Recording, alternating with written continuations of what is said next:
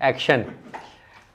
ठीक है, तो गल यह है कि अपना कल तक आप देखा सीगा कि पंजाब के इतिहास बहुत इंपॉर्टेंट चीज़ां हो रही हैं एंड बंदा सिंह बहादुर के जान तो बाद ठीक है एक काला दौर, किहड़ा दौर, काला दौर पंजाब दे विच आया है। ठीक है, एंड इस काले दौर दे विच कोई 2 लाख सिख कम्यूनिटी के मैंबर्स ने अपनी जान देती है। इन्हों वक्-वक् होलोकास्ट या जैनोसाइड्स का सामना करना पिया है ना, जिमें तुसीं देखिया होगा ज़करिया खान का जैनोसाइड, यहिया खान का जैनोसाइड, फिर बंदा सिंह बहादुर तो बाद मुगलों ने जिहड़ा जैनोसाइड किया है, फिर अफगानी जिहड़े सीगे अहमद शाह अब्दाली वर्गिया ने है ना जिहड़ा है जैनोसाइड किया। फिर उस तो बाद अगर आप देखिए तो है ना उस तो बाद भी इदां दे जैनोसाइड्स होए तो कोई 2 लाख सिखां ने जान दी अपनी।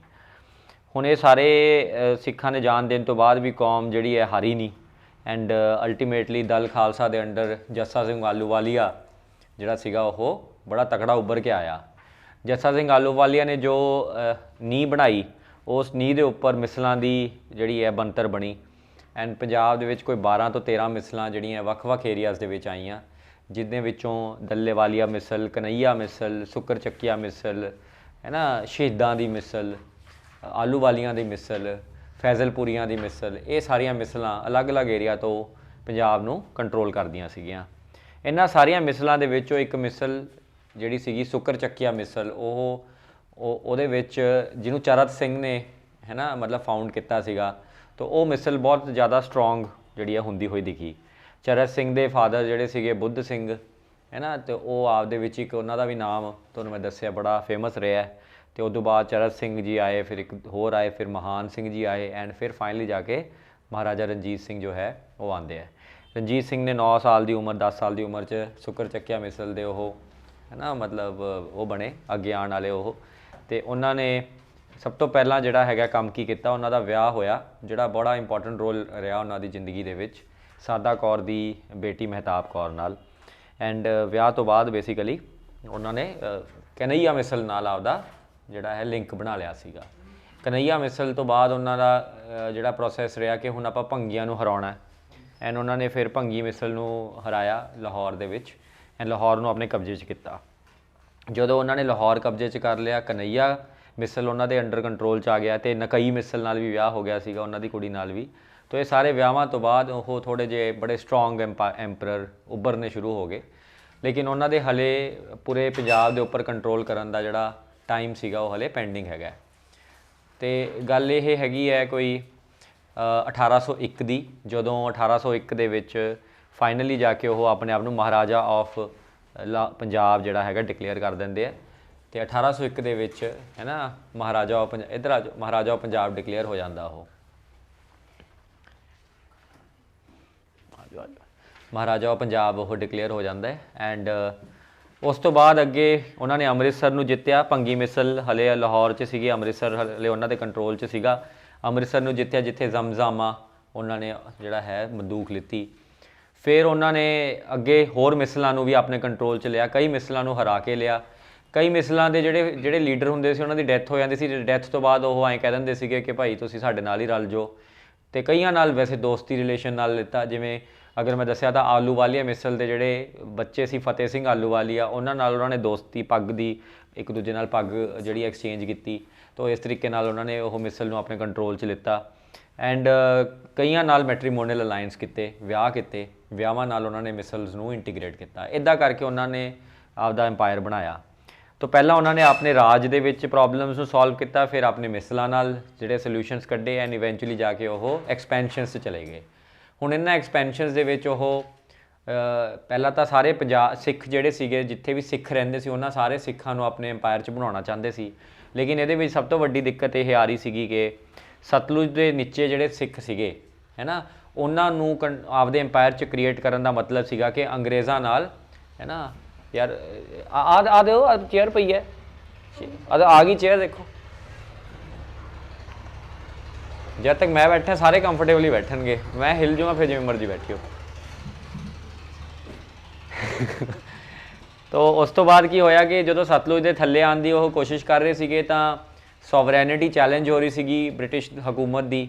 ਐਂਡ ਉਸ ਤੋਂ ਇਲਾਵਾ ਮਹਾਰਾਜਾ ਰਣਜੀਤ ਸਿੰਘ ਨੂੰ ਵੀ ਪਤਾ ਸੀਗਾ ਕਿ ਆਸੇ-ਪਾਸੇ ਦੇ ਜਿਹੜੇ ਐਮਪਾਇਰ ਖਤਮ ਹੋਈ ਜਾਂਦੇ ਆ, ਜਿਵੇਂ ਮੈਸੂਰ ਦੀ ਕਿੰਗਡਮ ਖਤਮ ਹੋ ਗਈ, ਮਰਾਠਾਸ ਖਤਮ ਹੋ ਗਏ, ਤੋ ਇਸ ਕਰਕੇ ਮੇਰਾ ਵੀ ਨੰਬਰ ਆ ਸਕਦਾ ਹੈ। ਤੋ ਇਹ ਸਾਰੀ ਗੱਲਾਂ ਦੀ ਪ੍ਰੈਕਟੀਕਲ ਕੈਲਕੂਲੇਸ਼ਨ ਕਰਦੇ ਹੋਏ ਉਹਨਾਂ ਨੇ ਮੈਟਕਾਲਫ ਜਿਹੜਾ ਸੀਗਾ ਬੰਦਾ, ਚਾਰਲਸ ਮੈਟਕਾਲਫ, ਉਹਨੂੰ ਵੈਸੇ ਤਾਂ ਮਤਲਬ ਪਹਿਲਾਂ ਤਾਂ ਉਹਨੂੰ ਪਾਵਰ ਦਿਖਾਈ ਆਪਣੀ, ਲੇਕਿਨ ਉਸ ਪਾਵਰ ਨਾਲ ਉਹਨਾਂ ਨੇ ਕੀ ਕੀਤਾ, ਫਾਈਨਲੀ 1809 ਦੇ ਵਿੱਚ ਜਾ ਕੇ ਬਹੁਤ famous treaty of Amritsar friendship treaty sign ਕੀਤੀ। ਇਹ ਟ੍ਰੀਟੀ ਆਫ ਅੰਮ੍ਰਿਤਸਰ ਇਤਿਹਾਸਕਾਰ ਇਸ ਟ੍ਰੀਟੀ ਆਫ ਅੰਮ੍ਰਿਤਸਰ ਨੂੰ ਬਹੁਤ ਹੀ ਬ੍ਰੇਕ ਥਰੂ ਟ੍ਰੀਟੀ ਦੱਸਦੇ ਆ, ਕਿਉਂਕਿ ਇਸ ਟ੍ਰੀਟੀ ਕਰਕੇ ਜਿਹੜੇ ਮਹਾਰਾਜਾ ਰਣਜੀਤ ਸਿੰਘ ਸੀਗੇ ਉਹ ਆਪਣਾ ਐਮਪਾਇਰ ਕ੍ਰੀਏਟ ਕਰ ਪਾਏ, ਕਿਉਂਕਿ ਉਹਨਾਂ ਨੇ ਆਪਣੇ ਸਦਰਨ ਸਾਈਡ 'ਤੇ ਜਿਹੜਾ ਥ੍ਰੈਟ ਸੀਗਾ ਉਹਨੂੰ ਨਿਊਟਰਲਾਈਜ਼ ਕਰਤਾ, ਹੈ ਨਾ। ਕਿਉਂਕਿ ਹੁਣ ਅੰਗਰੇਜ਼ਾਂ ਦਾ ਜਿਹੜਾ ਥ੍ਰੈਟ ਹੈਗਾ ਨਾ ਉਹਨਾਂ 'ਤੇ ਕਿ ਬਈ ਅੰਗਰੇਜ਼ ਕੰਟਰੋਲ ਕਰਨਾ ਸ਼ੁਰੂ ਕਰ ਦੇਣਗੇ, ਉਹ ਨਿਊਟਰਲਾਈਜ਼ ਹੋ ਗਿਆ। ਐਂਡ ਜਦੋਂ ਉਹ ਨਿਊਟਰਲਾਈਜ਼ ਹੋ ਗਿਆ ਤਾਂ ਆਪਦੇ ਨਰਦਰਨ ਸਾਈਡ, ਆਪਦੀ ਵੈਸਟਰਨ ਸਾਈਡ 'ਤੇ ਫੋਕਸ ਕਰਨ ਲੱਗ ਗਏ। ਐਂਡ ਇਵੈਂਚੁਅਲੀ ਜਿਹੜਾ ਆਪਾਂ ਗੱਲ ਸੁਣਦੇ ਹਾਂ ਕਿ ਮਹਾਰਾਜਾ ਰਣਜੀਤ ਸਿੰਘ ਦਾ ਐਮਪਾਇਰ ਹੈ ਨਾ ਕਾਬੁਲ ਤੋਂ ਸ਼ੁਰੂ ਹੋ ਕੇ ਹੈ ਨਾ ਕਾਂਗੜਾ ਤੱਕ ਜਾਂਦਾ ਸੀਗਾ, ਅਤੇ ਹੈ ਨਾ ਜੰਮੂ ਐਂਡ ਕਸ਼ਮੀਰ ਤੋਂ ਸ਼ੁਰੂ ਹੋ ਕੇ ਸਤਲੁਜ ਦੇ ਕੰਢਿਆਂ ਤੱਕ ਜਾਂਦਾ ਸੀ। ਉਹ ਸਾਰਾ ਐਮਪਾਇਰ ਹੁਣ ਬਣਾਉਣ ਲਈ ਮਹਾਰਾਜਾ ਰਣਜੀਤ ਸਿੰਘ ਕੋਲ ਟਾਈਮ ਵੀ ਮਿਲ ਗਿਆ, ਰਿਸੋਰਸਿਸ ਵੀ ਮਿਲ ਗਈਆਂ, ਅਤੇ ਇੱਕ ਦੋਸਤ ਵੀ ਮਿਲ ਗਿਆ ਜਿਹੜਾ ਹੈ ਨਾ ਬ੍ਰਿਟਿਸ਼ ਹਕੂਮਤ ਦੇ ਉਸ 'ਚ ਸੀਗਾ। ਲੇਕਿਨ ਬ੍ਰਿਟਿਸ਼ ਹਕੂਮਤ ਨਾਲ ਜਿਹੜੀ ਦੋਸਤੀ ਸੀ, ਉਹ ਦੋਸਤੀ ਇੱਕ ਜਿਹਨੂੰ ਕਹਿ ਲਓ ਕਿ ਉਹ ਦੋਸਤੀ ਨਹੀਂ ਸੀ, ਉਹ ਇੱਕ ਕੀ ਕਹਿੰਦੇ ਉਹਨੂੰ, ਇੱਕ ਤਾਂ ਦੋਸਤੀ ਹੁੰਦੀ ਹੈ ਅਤੇ ਇੱਕ ਹੁੰਦੀ ਹੈ ਕੀ ਹੁੰਦਾ, ਇੱਕ ਤਾਂ ਦੋਸਤੀ ਹੁੰਦੀ ਹੈ, ਇੱਕ ਦੁਸ਼ਮਣੀ ਦੋਸਤੀ ਦੇ ਵਿੱਚ ਹੁੰਦਾ ਹੈ, ਉਹਨੂੰ ਕਹਿੰਦੇ ਫਰੈਨਮੀਜ਼।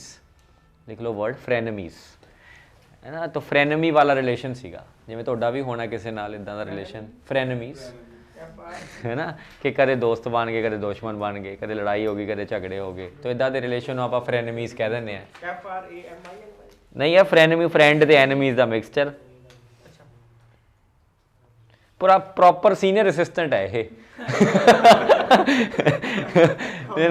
ਤੂੰ ਸੀਨੀਅਰ ਅਸਿਸਟੈਂਟ ਨਹੀਂ ਹੈਗਾ, ਸੀਨੀਅਰ ਅਸਿਸਟੈਂਟ ਤੇਰੇ 'ਚ ਹੈ। ਪ੍ਰੋਪਰ ਕੀ ਜੀ ਫਰੈਂਡ ਕੀ ਹੈਗੀ, ਸਪੈਲਿੰਗ ਗਲਤ ਹੋ ਗਈ ਨਾ ਕਿਤੇ ਜੀ, ਨੋਟ ਐਵੇਂ ਜਿਹੜਾ ਗਲਤ ਪੈ ਜਾਣਾ ਜੀ। ਤੂੰ ਕੱਲ ਨੂੰ ਉਹ ਵੀ ਲਿਆਇਆ ਕਰ, ਪਰਚੀਆਂ ਵੀ ਲਿਆਇਆ ਕਰ, ਜਿਹੜੀਆਂ ਰੈੱਡ ਬਲਿਊ ਨਹੀਂ ਹੁੰਦੀਆਂ, ਹੈ ਨਾ, ਉਹ ਰੈੱਡ ਬਲਿਊ ਪਰਚੀਆਂ ਨਹੀਂ ਹੁੰਦੀਆਂ, ਹਾਂ ਝੰਡੇ ਨੋਟ ਪਾਉਣੇ ਹੁੰਦੇ ਆ। ਇਹ ਸੀਨੀਅਰ ਅਸਿਸਟੈਂਟ ਹੈ ਪੰਜਾਬ ਸਰਕਾਰ ਦੇ ਵਿੱਚ, ਠੀਕ ਹੈ, ਅਤੇ ਸਪੋਰਟਸ ਡਿਪਾਰਟਮੈਂਟ 'ਚ ਹੈ। ਅਤੇ ਉਹ ਪਰਚੀਆਂ ਜਿਹੀਆਂ ਪਾ ਕੇ ਨਾ ਪ੍ਰੋਪਰਲੀ ਫਰੈਨਮੀਜ਼ ਦੱਸਿਆ ਸਰ ਨੇ ਇੱਥੇ, ਅਤੇ ਉਹਨੂੰ ਸਟੈਕ ਕਰਦੀਆਂ ਕਿੰਨੇ ਸਾਰੇ ਰੈਡ ਟੇਪਿਜ਼ਮ, ਲਾਲ ਹੈ ਨਾ, ਰੈਡ ਟੇਪਿਜ਼ਮ ਕਹਿੰਦੇ ਆਪਾਂ। ਐਨੀਵੇਜ਼, ਤਾਂ ਇਹ ਪੂਰਾ ਮਾਹੌਲ ਬਣਿਆ, ਤਾਂ ਉਹਨਾਂ ਨੇ ਫਾਈਨਲੀ ਜਾ ਕੇ ਫਿਰ ਹੌਲੀ ਹੌਲੀ ਕਰਕੇ ਆਪਣੇ ਐਮਪਾਇਰ ਨੂੰ ਐਕਸਪੈਂਡ ਕਰਨਾ ਸ਼ੁਰੂ ਕੀਤਾ। ਥੋੜ੍ਹਾ ਜਿਹਾ ਮੈਂ ਪੁਰਾਣਾ ਦੱਸ ਰਿਹਾ ਕਿ ਕੀ ਹੋਇਆ, ਹੈ ਨਾ। ਉਸ ਤੋਂ ਬਾਅਦ ਕਾਂਗੜਾ ਜਿਹੜਾ ਸਭ ਤੋਂ ਪਹਿਲਾਂ ਜਿਹੜਾ ਇਹਨਾਂ ਨੇ ਕੰਟਰੋਲ ਕੀਤਾ, ਕਾਂਗੜਾ 'ਚ ਸੰਸਾਰ ਚੰਦ ਸੀਗਾ। ਸੰਸਾਰ ਚੰਦ ਦੀ ਕੁੜੀ ਸੀਗੀ, ਕੀ ਨਾਮ ਸੀ ਉਹਦਾ, ਗੁੱਡੋ। ਮੈਂ ਤਾਂ ਡੋਲੂ ਕਹਿਣ ਲੱਗਿਆ ਸੀ, ਗੁੱਡੋ ਸੀਗੀ। ਅਤੇ ਉਹ ਜਿਹੜੀ ਹੈਗੀ ਹੈ, ਉਹ ਮਹਾਰਾਜਾ ਰਣਜੀਤ ਸਿੰਘ ਨੂੰ ਸਭ ਤੋਂ ਜ਼ਿਆਦਾ ਪਿਆਰ ਕਰਦੀ ਸੀਗੀ ਗੁੱਡੋ। ਤੋ ਦੇਖੋ ਹੈ ਨਾ, ਸੰਸਾਰ ਚੰਦ ਜਿਹੜਾ ਸੀਗਾ ਅਤੇ ਉਹਦੀ ਕੁੜੀ ਨਾਲ ਮਤਲਬ ਕਿਆ ਹੀ ਬਾਤ ਸੀਗੀ, ਹੈ ਨਾ। ਅਤੇ ਉਹਦੇ ਨਾਲ ਮਤਲਬ ਉਹ ਜਦੋਂ ਸਤੀ ਹੋਈ ਤਾਂ ਉਹ ਸਿਰ ਲੈ ਕੇ ਬੈਠੀ ਸੀਗੀ, ਇਹ ਅਤੇ ਇੱਦਾਂ ਕਰਕੇ ਮਤਲਬ ਮਾਹੌਲ ਜਿਹਾ ਬਣਿਆ। ਇੱਕ ਪ੍ਰੋਬਲਮ ਆਈ 1837-38 ਦੇ ਵਿੱਚ, ਜਦੋਂ ਸਿੰਧ ਦੀ ਆਕੂਪੇਸ਼ਨ ਕਰ ਰਿਹਾ ਸੀਗਾ ਅੰਗਰੇਜ਼। ਤਾਂ ਸਿੰਧ ਦੀ ਆਕੂਪੇਸ਼ਨ 'ਤੇ ਵੀ ਮਹਾਰਾਜਾ ਰਣਜੀਤ ਸਿੰਘ ਨੂੰ ਬੜੀ ਆਪੱਤੀ ਸੀਗੀ ਕਿ ਅਗਰ ਇਹ ਸਿੰਧ ਦੀ ਆਕੂਪੇਸ਼ਨ ਕਰ ਗਏ ਤਾਂ ਫਿਰ ਇਹ ਸਾਡੇ ਕੰਟਰੋਲ 'ਚ ਆ ਜਾਣਗੇ। ਤਾਂ ਮਤਲਬ ਦੇਖੋ ਯਾਰ, ਕੋਈ ਵੀ ਹੁਣ ਸਪੋਜ਼ ਇੰਡੀਆ ਹੈ, ਇੰਡੀਆ ਦੇ ਆਸੇ ਪਾਸੇ ਦਾ ਏਰੀਆ ਵੀ ਬਫਰ ਹੋਣਾ ਚਾਹੀਦਾ। ਅੱਜ ਨੇਪਾਲ ਦੇ ਉੱਪਰ ਅਗਰ ਚਾਈਨਾ ਆਕੂਪਾਈ ਕਰਨ ਦੀ ਕੋਸ਼ਿਸ਼ ਕਰੇ ਤਾਂ ਓਬਵੀਅਸ ਜੀ ਗੱਲ ਹੈ, ਇੰਡੀਆ ਨੂੰ ਚੱਲ ਨੇਪਾਲ ਕੋਈ ਇੰਡੀਪੈਂਡੈਂਟ ਕੰਟਰੀ ਹੈ, ਲੇਕਿਨ ਸਟਿਲ ਹੈ ਨਾ, ਇੰਡੀਆ ਨੂੰ ਤਾਂ ਲੱਗੂਗਾ ਹੀ ਨਾ ਕਿ ਕੀ ਮਾਹੌਲ ਬਣੀ ਜਾਂਦਾ। ਹੁਣ ਤਵਾਂਗ ਦੇਖੋ ਤੁਸੀਂ, ਤਵਾਂਗ ਦੇ ਉੱਪਰ ਚਾਈਨਾ ਹਮਲਾ ਕਰਦਾ, ਤਾਂ ਤਵਾਂਗ ਹਮਲਾ ਕਰਦਾ, ਕੱਲ੍ਹ ਨੂੰ ਭੂਟਾਨ ਚੁੰਬੀ ਵੈਲੀ 'ਤੇ ਵੀ ਇਹਨਾਂ ਨੇ ਅਟੈਕ ਕਰਨਾ ਸੀਗਾ। ਪਿੱਛੇ ਜੇ ਡੋਕਲਾਮ ਪਲੇਟਿਊ ਭੂਟਾਨ ਦੇ ਵਿੱਚ ਆਉਂਦਾ ਸੀਗਾ ਕੁਛ ਹਿੱਸਾ ਉਹਦਾ, ਲੇਕਿਨ ਆਪਣਾ ਦੇਸ਼ ਉੱਥੇ ਜਾ ਕੇ ਖੜਾ ਕਿ ਬਈ ਐਂ ਕਿਵੇਂ ਤੁਸੀਂ ਕਿਸੇ ਹੋਰ ਦੀ ਟੈਰੀਟਰੀ ਆਕੂਪਾਈ ਕਰ ਲਓਗੇ। ਇਹ ਕਿਸੇ ਹੋਰ ਦੀ ਟੈਰੀਟਰੀ ਨਹੀਂ ਹੁੰਦੀ, ਇਹ ਤੁਸੀਂ ਆਪਣੇ ਕੋਲ, ਦੂਰੀਆਂ ਬੜੀਆਂ ਜ਼ਰੂਰੀ ਹੁੰਦੀਆਂ ਦੁਸ਼ਮਣਾਂ ਦੇ ਵਿੱਚ, ਹੈ ਨਾ। ਜੇ ਦੁਸ਼ਮਣਾਂ 'ਚ ਦੂਰੀਆਂ ਘੱਟ ਜਾਣ ਨਾ, ਤਾਂ ਫਿਰ ਉਹ ਦੁਸ਼ਮਣੀ ਜਿਹੜੀ ਹੈਗੀ ਉਹ 2 ਨਿਊਕਲੀਅਰ ਵਾਰਸ ਵੈਪਨ ਸਟੇਟਸ ਹੈ ਆਪਾਂ, ਅਤੇ ਕੋਈ ਮਾਹੌਲ ਥੋੜ੍ਹਾ ਜ਼ਿਆਦਾ ਗਰਮ ਹੋ ਜਾਂਦਾ ਹੈ। ਪਿਆਰ ਨਹੀਂ ਹੁੰਦਾ ਨਾ, ਪਿਆਰ ਤਾਂ ਹੈ ਹੀ ਨਹੀਂ, ਇਨਬਿਲਟ ਨਹੀਂ ਹੈਗਾ ਨਾ। ਤਾਂ ਅਲਟੀਮੇਟਲੀ ਜਦੋਂ ਨੇੜੇ ਜੇ ਹੋਊਗਾ ਕੰਮ ਤਾਂ ਲੱਪੜ ਹੀ ਹੋਣਾ ਇਹਨਾਂ ਨੇ, ਠੀਕ ਹੈ। ਐਂ ਕਦੇ ਦੇਖਿਆ ਕਿ ਇੱਕ ਦੂਜੇ ਨੂੰ ਗਾਲਾਂ ਕੱਢੀ ਜਾਂਦੇ ਹੋਣ ਤੇ ਜਦੋਂ ਨੇੜੇ ਜੇ ਆ ਜਾਂਦਾ ਨਾ ਜੱਫੀ ਪਾ ਲੈਣ, ਐਸੀ ਕभी ਪੋਸੀਬਲ ਮਤਲਬ ਇਹ ਤਾਂ ਮੋਏ ਤਾਂ ਮਤਲਬ ਅਜੀਬ ਗੱਲ ਹੋ ਗਈ ਇਹ ਤਾਂ, ਮਤਲਬ ਇਹ ਗੱਲ ਹਜਮ ਵੀ ਨਹੀਂ ਹੋ ਰਹੀ ਕਿ ਐਂ ਕਰਕੇ ਨਾ ਤੂੰ ਆਈ ਨੇੜੇ ਜੋ ਨੇੜੇ ਆ ਗਏ ਤਾਂ ਚੱਲ ਸਾਡੇ ਇਹ ਐਬਸਰਡ ਗੱਲ ਹੈ ਇਹ तो ऐसा पॉसिबल नहीं हैगा। तो वही चीज़ थी कि ਸਿੰਧ ਬੇਸਿਕਲੀ ਇੱਕ ਬਫਰ ਸਟੇਟ ਸੀਗਾ, ਇਹਨਾਂ ਦੋਨੋਂ ਦੇਸ਼ਾਂ ਦੇ ਵਿੱਚ ਇੱਕ ਬਫਰ ਸਟੇਟ ਦਾ ਕੰਮ ਕਰਦਾ ਸੀ। ਦੇਸ਼ ਹੀ ਕਹਾਂਗੇ ਆਪਾਂ ਜਦੋਂ ਦੋ ਡਿਫਰੈਂਟ ਸਟੇਟਸ ਹੈਗੀਆਂ, ਤੋ ਇਹ ਦੋਨੋਂ ਸਟੇਟਸ ਦੇ ਵਿੱਚ ਬਫਰ ਸਟੇਟ ਦਾ ਕੰਮ ਕਰਦਾ ਸੀ। ਲੇਕਿਨ ਉਸ ਬਫਰ ਸਟੇਟ ਦੇ ਉੱਪਰ ਅੱਖ ਰੱਖੀ ਹੋਈ ਸੀਗੀ ਜਿਹੜਾ ਅੰਗਰੇਜ਼ ਨੇ, ਤੇ ਉਹ ਜਦੋਂ ਆਕੂਪਾਈ ਕਰਨ ਦੀ ਕੋਸ਼ਿਸ਼ ਕਰ ਰਹੇ ਸੀ ਤਾਂ ਰਣਜੀਤ ਸਿੰਘ ਨੂੰ ਚੜਿਆ ਗੁੱਸਾ, ਤੇ ਮਹਾਰਾਜਾ ਰਣਜੀਤ ਸਿੰਘ ਨੇ ਆਪਣੀ ਇੱਕ ਅੱਖ ਨਾਲ ਹੀ ਹੈ ਨਾ ਇਸ਼ਾਰਾ ਕਰਤਾ ਐਂਡ ਫਾਈਨਲੀ ਜਾ ਕੇ ਟ੍ਰੀਟੀ ਹੋ ਗਈ ਇਹਨਾਂ ਦੇ ਵਿੱਚ ਕਿ ਅਸੀਂ ਕੁਛ ਨਹੀਂ ਕਰਦੇ। ਪਰ ਇਹਨਾਂ ਨੇ ਸਿੰਧ ਬਾਅਦ 'ਚ ਆਕੂਪਾਈ ਕਰ ਲਿਆ ਸੀ ਮਹਾਰਾਜਾ ਰਣਜੀਤ ਸਿੰਘ ਦੇ ਜਾਣ ਤੋਂ ਬਾਅਦ। ਤੋ ਇਹ ਮਾਹੌਲ ਬਣਿਆ। ਫਿਰ ਮਹਾਰਾਜਾ ਰਣਜੀਤ ਸਿੰਘ ਅਨਫੋਰਚੂਨੇਟਲੀ ਆਪਣੇ ਵਿੱਚ ਨਹੀਂ ਰਹੇ, ਉਹਨਾਂ ਨੂੰ ਸਟ੍ਰੋਕਸ ਆਏ। ਸਟ੍ਰੋਕ ਤੁਹਾਨੂੰ ਪਤਾ ਹੋਣਾ ਚਾਹੀਦਾ ਕਿ ਬ੍ਰੇਨ ਸਟ੍ਰੋਕ ਹੁੰਦਾ ਹੈ ਜਦੋਂ ਸਿਰ ਦੇ ਵਿੱਚ, ਸਿਰ ਦੀ ਨਾੜੀ ਦੇ ਵਿੱਚ ਬਲੌਕ ਹੋ ਜਾਂਦਾ ਹੈ ਨਾ, ਤੋ ਉਹ ਚੀਜ਼ ਆਈ। ਤੋ ਇਵੈਂਚੁਅਲੀ ਉਹਨਾਂ ਦੀ ਡੈਥ ਹੋ ਗਈ ਐਂਡ ਉਹਨਾਂ ਦੀ ਮੌਤ ਤੋਂ ਬਾਅਦ ਜਿਹੜਾ ਤਾਂਡਵ ਦੇਖਣ ਨੂੰ ਮਿਲਿਆ ਹੈ ਨਾ, ਉਹ ਮਤਲਬ ਰਾਏ ਰਾਵ ਦਾ ਨਾਮ ਸੀਗਾ, ਅਤੇ ਉਹਦੀਆਂ ਆਪਾਂ ਕੱਲ੍ਹ ਗੱਲਾਂ ਕੀਤੀਆਂ ਸੀਗੀਆਂ। ਤੋ ਆਪਾਂ ਹੁਣ ਦੇਖਦੇ ਕਿ ਕਿਹੜੀਆਂ ਮੌਤਾਂ ਦੇਖਣ ਨੂੰ ਮਿਲੀਆਂ ਆਪਾਂ ਨੂੰ, ਕਿਹੜੇ ਕਤਲ ਹੋਏ ਐਂਡ ਕਤਲ ਦੀ ਲੜੀ ਜਿਹੜੀ ਹੈ ਖਤਮ ਨਹੀਂ ਹੋਈ ਸੀ। ਮੈਂ ਦੱਸਿਆ ਸੀ ਉਹਦੀ ਸ਼ੁਰੂ, ਉਹ ਜਿੰਨੇ ਵੀ ਰਹਿ ਗਈਆਂ ਪੈਂਡਿੰਗ ਉਹ ਆਪਾਂ ਕੰਪਲੀਟ ਕਰਾਂਗੇ। ਤੋ ਦੇਖੋ ਕਤਲ ਦੀ ਲੜੀ ਦੇ ਵਿੱਚ ਸਭ ਤੋਂ ਪਹਿਲਾਂ ਸੀ ਚੇਤ ਸਿੰਘ ਜੀ ਗਏ, ਤੋ ਉਦੋਂ ਬਾਅਦ ਖੜਕ ਸਿੰਘ ਜੀ ਗਏ, ਖੜਕ ਸਿੰਘ ਜੀ ਚਲੇ ਗਏ, ਤੋ ਨੌ ਨਿਹਾਲ ਸਿੰਘ ਜੀ ਗਏ, ਨੌ ਨਿਹਾਲ ਸਿੰਘ ਜੀ ਗਏ, ਤੋ ਚੰਦ ਕੌਰ ਨੂੰ ਨਾ ਮੈਂ ਇਹਦੇ 'ਚ ਪੜ੍ਹ ਰਿਹਾ ਸੀਗਾ, ਚੰਦ ਕੌਰ ਨੂੰ ਕਿਵੇਂ ਚੱਕਿਆ ਸੀ ਇਹਨਾਂ ਨੇ ਉਹ ਵੀ ਦੇ ਰੱਖਿਆ, ਠੀਕ ਹੈ। ਚੰਦ ਕੌਰ ਦਾ ਨਹੀਂ ਚੰਦ ਕੌਰ ਦੀ ਬਹੂ ਦੇ ਜਵਾਕ ਸੀਗਾ। ਚੰਦ ਕੌਰ ਤਾਂ ਕਾਫੀ ਵੱਡੀ ਹੈ, ਚੰਦ ਕੌਰ ਤਾਂ ਠੀਕ ਹੈ। ਐਕਚੁਅਲੀ ਕੀ ਸੀ ਮੈਂ ਦੱਸਦਾ ਤੁਹਾਨੂੰ, ਤੁਸੀਂ ਬਿਲਕੁਲ ਸਹੀ ਕਹਿ ਰਹੇ ਹੋ, ਉਹ ਮੇਰੇ ਤੋਂ ਗਲਤੀ ਹੋ ਗਈ ਗੱਲ, ਸੌਰੀ ਫॉर दैट। ਕੌਂਪਲੀਕੇਸ਼ਨ ਆ ਜਾਂਦੀ ਹੈ, ਕਾਫੀ ਕੌਂਪਲੀਕੇਟਡ ਮੈਰਿਜ ਹੈ, ਫੈਮਿਲੀ ਬੜੀ ਕੌਂਪਲੀਕੇਟਡ ਹੈ। ਦੇਖੋ ਹੋਇਆ ਕੀ ਹੈ, ਮਹਾਰਾਜਾ ਰਣਜੀਤ ਸਿੰਘ, ਉਹਨਾਂ ਦਾ ਬੇਟਾ ਖੜਕ ਸਿੰਘ ਦੀ ਵਿਡੋ ਚੰਦ ਕੌਰ, ਠੀਕ ਹੈ। ਚੰਦ ਕੌਰ ਦੀ ਚੰਦ ਕੌਰ, ਤੇ ਉਸ ਤੋਂ ਬਾਅਦ ਨੌ ਨਿਹਾਲ ਸਿੰਘ ਦੀ ਵਾਈਫ ਦਾ ਬੇਟਾ। ਚੰਦ ਕੌਰ ਵਾਈਫ ਨਹੀਂ ਸੀਗੀ,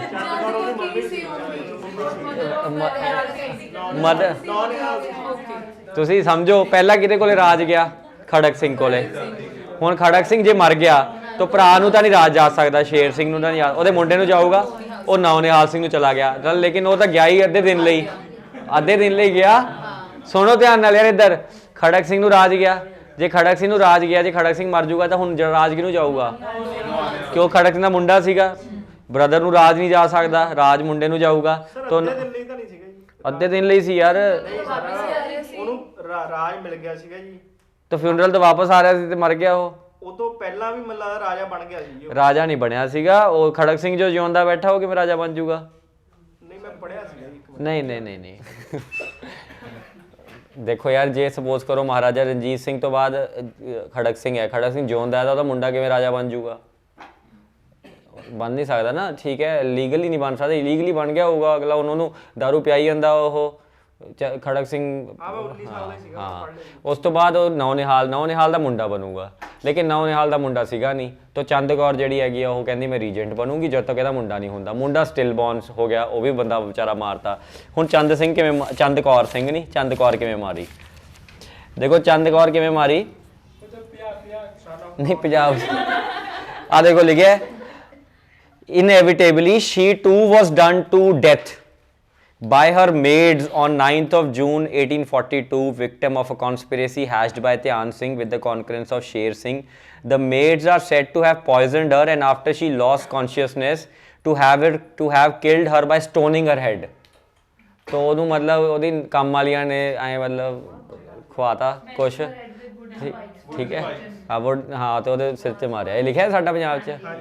ਤਾਂ ਐਂ ਕਰਕੇ ਚੰਦ ਕੌਰ ਠੋਕਤੀ। ਕੀ ਚੱਲ ਰਿਹਾ ਯਾਰ? ਤੇ ਚੰਦ ਕੌਰ, ਹਾਂ ਚੰਦ ਕੌਰ ਮਾਰਤੀ। ਹੁਣ ਜਦੋਂ ਚੰਦ ਕੌਰ ਮਾਰਤੀ ਤਾਂ ਉਸ ਤੋਂ ਬਾਅਦ ਕੀ ਹੋ ਗਿਆ ਜੀ?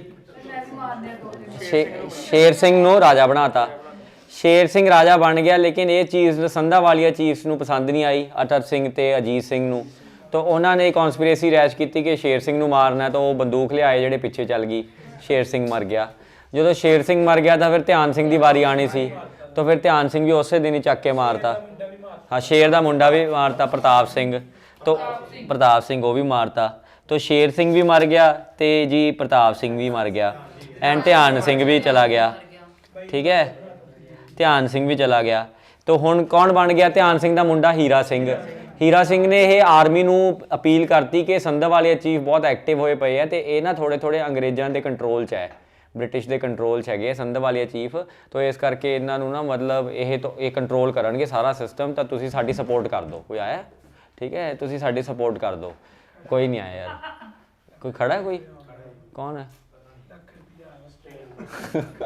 देखिए लाख रुपये आ रहे हैं।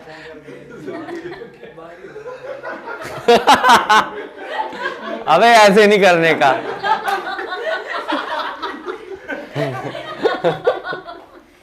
बहुत गंदे यार ये ना मतलब कैलकुलेट कर रहे कि किन्ने स्टूडेंट है, उन्होंने किन्ने पैसे है एक स्टूडेंट के, सर किन्ना पैसा कमा रहे हैं। हाँ कैलकुलेट कर रहे थे बैठे यार। कदे किसी की ऐ सैलरी इनू मैं पूछा तेरी सैलरी की है, भैड़ा लगता यार सैलरी की है तेरी। नहीं मैं पूछी नहीं की।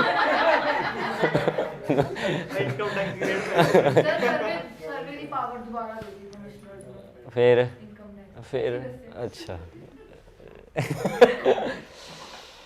चलो कोई गल नहीं, भज जाएंगे। सुनो उस तो बाद की होया, हीरा सिंह आ गया। हुण जिहड़ा हीरा सिंह है ना, ये हीरा सिंह बंदा अगर आप गल करिए तो यह ध्यान सिंह का मुंडा है। तो हीरा सिंह ने हुण ध्यान नाल सुन लो है ना, हुण मैनूं थोड़ा वार्मअप हो रहा सीगा, तुसीं फिर कूल डाउन कर देने हो। तो हीरा सिंह जिहड़ा हैगा ना, उन्हें कहता कि जी जिहड़ा अपना वो है दलीप सिंह, इनू राजा बनाया जाए तो जिंदा नू रीजेंट बनाया जाए, तो मैं प्रधानमंत्री बनूंगा। तो संधवालिया चीफ्स के खिलाफ उन्हें आर्मी नू यह गल कहती कि संधवालिया अंग्रेज़ों नाल मिले हुए, एक्चुअली मिले भी हुए सीगे। संधवालिया चीफ्स की अंग्रेज़ों नाल पूरी दी पूरी डिस्कशन चल रही। संधवालिया चीफ भी कोई दुध के धुले हुए नहीं सीगे, तो वो भी आपदा ये लभदे सीगे। तो वो फाइनली जाके उन्होंने ये गल कहती कि हीरा सिंह ने कहा कि आर्मी नू कहता, जो आर्मी की सपोर्ट हीरा सिंह नू मिल गई तो फिर संधवालिया चीफ भी जेडे चुप जे कर गए कि ये तो बड़ा गड़बड़ हो जूगी है ना, क्योंकि हुण इहदे नाल आर्मी हैगी है। तो जिहदे नाल आर्मी होगी तो तुसीं चुप कर जाओगे, तो फिर संधवालिया चीफ्स जेडे वो थोड़े जे बैकफुट ते हो गए। तो हीरा सिंह जिहड़ा हैगा हुण वो कंट्रोल करन लग गया। हुण हीरा सिंह डेफिनेटली की होगा, vengeance was in the year. क्यों? क्योंकि हीरा सिंह का प्यो मारिया इन्होंने ध्यान सिंह, तो आए कि हीरा सिंह चुप करके बैठूगा। तो हीरा सिंह जिहड़ा हैगा ना, मैं तुहानूं थोड़ा दसना चाहना है। Vengeance was in the year with a 5-year-old on the throne and an inexperienced petulant young man as the head of the government. The air was rife with rumors and intrigue. Hira Singh's first act was to murder those who opposed his father's move to make him king after Nau Nihal Singh's death. यानी कि किनू मारिया? अजीत सिंह ते उन्हां नू चकता। Then Jawahar Singh, Dalip Singh दी mother दा brother सीगा, मतलब दलीप राणी जिंदा दा मदर सीगा, ब्रदर सीगा, ਉਹਨੂੰ ਜੇਲ੍ਹ 'ਚ ਸਿੱਟਤਾ ਕਿਉਂਕਿ ਜਵਾਹਰ ਸਿੰਘ ਵੀ ਜਿਹੜਾ ਸੀ ਉਹ ਵੀ ਇੰਟਰਫੇਅਰ ਕਰ ਰਿਹਾ ਸੀਗਾ।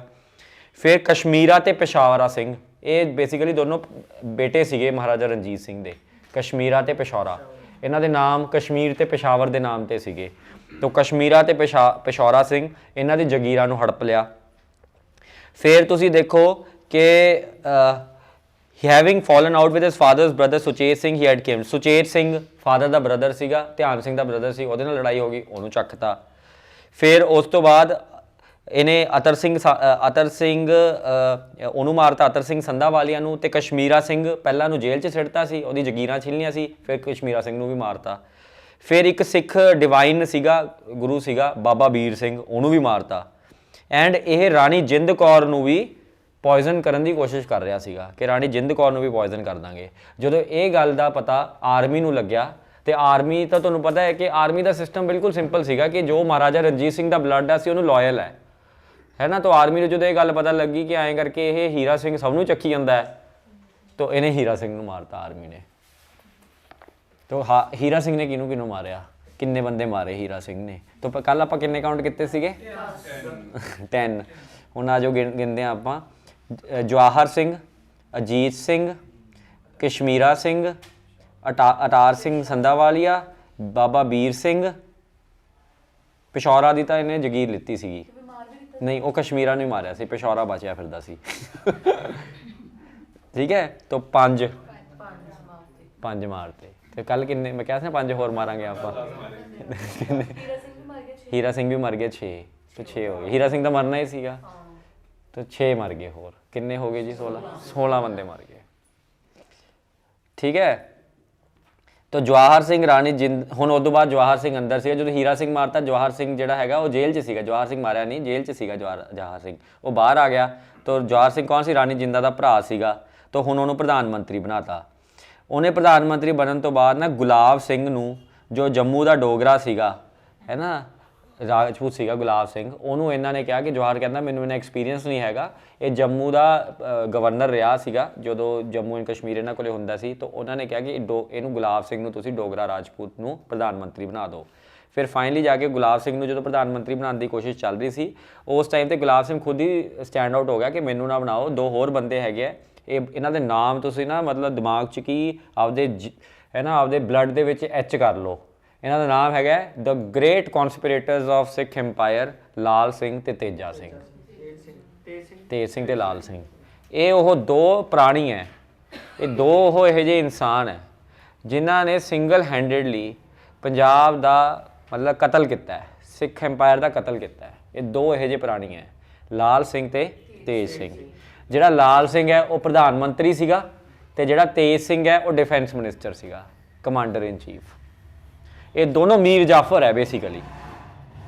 ਸਿਰਾਜੂਦੌਲਾ ਦੀ ਆਰਮੀ 'ਚ ਇਹ ਮੀਰ ਜਾਫਰ ਹੈ। ਇਸ ਟਾਈਮ ਸਿਰਾਜੂਦੌਲਾ ਦਲੀਪ ਸਿੰਘ ਹੈ, ਤੇ ਇਹ ਦੋਨੋਂ ਕੀ ਹੈ? ਮੀਰ ਜਾਫਰ ਹੈ। They are the ਕੌਨਸਪੀਰੇਟਰਸ, they are the ਬਿਟਰੇਅਰਸ, they are the ਟ੍ਰੈਚਰ। ਦੇਖੋ, ਅਗਰ ਆਪਾਂ ਆਪਣੇ ਦੇਸ਼ ਦਾ ਇਤਿਹਾਸ ਪੜ੍ਹੀਏ ਤਾਂ ਆਪਣੇ ਦੇਸ਼ ਦਾ ਇਤਿਹਾਸ ਜਿਹੜਾ ਉਲਟ-ਫੇਰ ਹੋਇਆ ਹੈ, ਚਾਹੇ ਉਹ ਮੁਸਲਮਾਨਾਂ ਨੇ ਜਦੋਂ ਬੈਕ ਇਨ ਦ ਡੇ ਪ੍ਰਿਥਵੀ ਰਾਜ ਚੌਹਾਨ ਨੂੰ ਹਰਾਇਆ ਸੀ, ਉਦੋਂ ਵੀ ਇੱਕ ਟ੍ਰੈਚਰੀ ਹੋਈ ਸੀਗੀ। ਕਿਹਦੀ ਸੀ ਉਹ? ਨਹੀਂ, ਉਹ ਜੈ ਚੰਦ ਦੀ ਟ੍ਰੈਚਰੀ ਹੋਈ।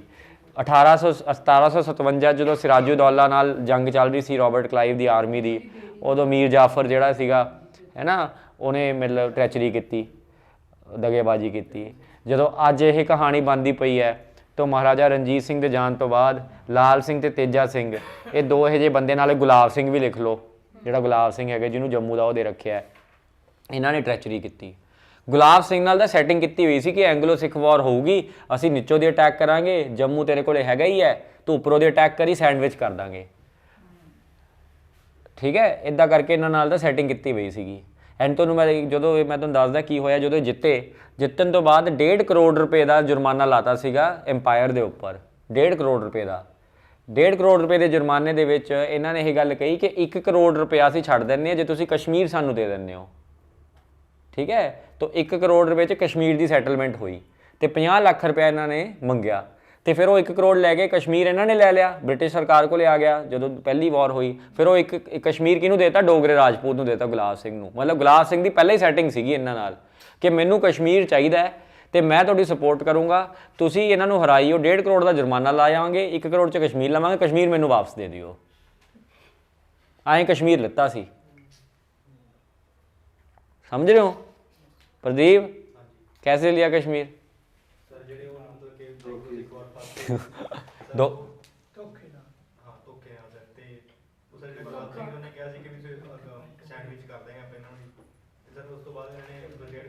डेढ़ करोड़ रुपए च डील की, 1 करोड़ ਉਹ ਲਿੱਤਾ ਤੇ ਕਸ਼ਮੀਰ ਲੈ ਗਏ। ਦੇਖੋ ਸੈਟਿੰਗ ਦੇਖ ਰਹੇ ਹੋ, ਆਪਾਂ ਤਾਂ ਉਹੀ ਡੀਲਾਂ ਮਾਰਦੇ ਰਹਿੰਦੇ ਫਾਲਤੂ ਦੀਆਂ। ਡੀਲ ਇਹ ਜਿਹੀ ਹੋਣੀ ਚਾਹੀਦੀ ਹੈ ਕਿ ਕਸ਼ਮੀਰ ਲੈ ਗਿਆ ਬੰਦਾ। ਆ ਜਾਓ ਉੱਥੇ ਕੀ ਕਹਿੰਦੇ ਆ, ਕਿਹੜੀ ਡਲ ਲੇਕ ਜਿਹੜੀ ਸ਼੍ਰੀਨਗਰ 'ਚ ਹੈ, ਡਲ ਲੇਕ ਦੇ ਬਿਲਕੁਲ centre of the Dal lake ਦੇ ਵਿੱਚ ਹੈ ਨਾ, ਉਹ ਹੈ ਕੀ ਹੈ, ਹਵੇਲੀ ਹੈ। ਓਏ ਹੋਏ ਹੋਏ, ਉਹਦੇ ਸਾਹਮਣੇ ਵੀ ਹਵੇਲੀ ਹੈ ਇਹਦੀ ਕੀ ਨਾਮ ਸੀਗਾ, ਹਰੀ ਸਿੰਘ ਦੀ, ਗੁਲਾਬ ਸਿੰਘ ਦੀ। ਮਤਲਬ ਕਿਆ ਹੀ ਵਿਊ ਹੈ, ਬਾਹਰ ਨਿਕਲੋ ਹੈ ਡਲ ਲੇਕ ਦਿਖਦੀ ਹੈ, ਪਹਾੜ ਦਿਖਦੇ ਕਸ਼ਮੀਰ ਦੇ। ਦੁਨੀਆ ਦਾ ਸਭ ਤੋਂ ਸੋਹਣੀ ਜਗ੍ਹਾ ਹੈ, ਦੁਨੀਆ ਦੀ ਸਭ ਤੋਂ ਸੋਹਣੀ ਜਗ੍ਹਾ ਹੈ, ਇੰਡੀਆ ਦੀ ਨਹੀਂ, ਦੁਨੀਆ ਦੀ ਸਭ ਤੋਂ ਸੋਹਣੀ ਜਗ੍ਹਾ ਹੈ। ਉਹ ਤਾਂ ਚਲੋ ਹੁਣ ਇੰਨੀ ਜੰਗਾਂ ਹੋ ਗਈਆਂ, ਦ ਬਲੱਡ ਹੈਜ਼ ਬਿਨ ਸਪੋਇਲਡ, ਇਟਸ ਬਿਨ ਸਪਿਲਡ ਓਵਰ ਕਸ਼ਮੀਰ ਇਸ਼ੂ। ਤਾਂ ਗੁਲਾਬ ਸਿੰਘ ਜਿਹੜਾ ਹੈਗਾ ਉਹ ਬਣ ਗਿਆ। ਤਾਂ ਇਹ ਮੌਤਾਂ ਹੋਈਆਂ ਜੀ। ਹੁਣ ਦੇਖੋ ਫਾਈਨਲੀ ਕੀ ਹੁੰਦਾ ਜੀ, ਲਾਲ ਸਿੰਘ ਤੇ ਤੇਜਾ ਸਿੰਘ ਆ ਗਏ ਹੈ। ਸਿਚੁਏਸ਼ਨ ਕੀ ਹੈਗੀ ਹੈ, ਹੁਣ ਮੌਤਾਂ ਖਤਮ ਹੋਣਗੀਆਂ, ਹੁਣ ਮਰਡਰਸ ਖਤਮ ਹੋਣਗੇ, ਕਿਲਿੰਗਸ ਸ਼ੁਰੂ ਹੋਣਗੀਆਂ। ਹੁਣ ਆ ਕੋਰਟ ਇੰਟਰੀਗਸ ਖਤਮ ਹੋਣਗੀਆਂ ਕਿ ਇਹਨੂੰ ਗੋਲੀ ਮਾਰਤੀ, ਇਹਦੇ ਖੰਜਰ ਮਾਰਤਾ, ਇਹਦੇ ਐਂ ਕਰਤਾ। ਹੁਣ ਤਾਂ ਜੰਗ ਹੋਊਗੀ ਪ੍ਰੋਪਰ। ਹੁਣ ਇਹ ਜੰਗ ਹੋਊਗੀ 1845-46 ਦੇ ਪਹਿਲੀ, ਤੇ ਦੂਜੀ ਜਿਹੜੀ ਜੰਗ ਹੋਊਗੀ 48-49 'ਚ ਹੋਊਗੀ। ਦੋ ਐਂਗਲੋ ਸਿੱਖ ਵਾਰ ਹੋਣਗੀਆਂ। ਦੋਨੋਂ ਐਂਗਲੋ ਸਿੱਖ ਵਾਰਸ ਦੇ ਵਿੱਚ ਕੌਣ ਜਿੱਤੂਗਾ? ਬ੍ਰਿਟਿਸ਼ ਜਿੱਤੂਗਾ। तो starts with Anglo Sikh war 1। Politics बिल्कुल समझ आनी चाहिए। एंग्लो सिख वॉर 1 के टाइम ते रानी जिंदा रीजेंट है, दलीप सिंह 5-6 साल का न्याणा किंग हैगा, ते लाल सिंह जिहड़ा हैगा वो है प्राइम मिनिस्टर है, ते तेज सिंह जिहड़ा हैगा वो डिफेंस मिनिस्टर है। ये पूरी पॉलिटिक्स समझ आनी चाहिए है। एंड अगर आप पोजीशनस की गल करिए तो पोजीशन ये है कि सतलुज के बिल्कुल नीचे वाले जोड़े एरियाज़ है उत्थे कौन है? ब्रिटिश हुकूमत हैगी है, ईस्ट इंडिया कंपनी उत्थे जिहड़ी है रह रही है। एंड सतलुज तो उपर ये हैगे है।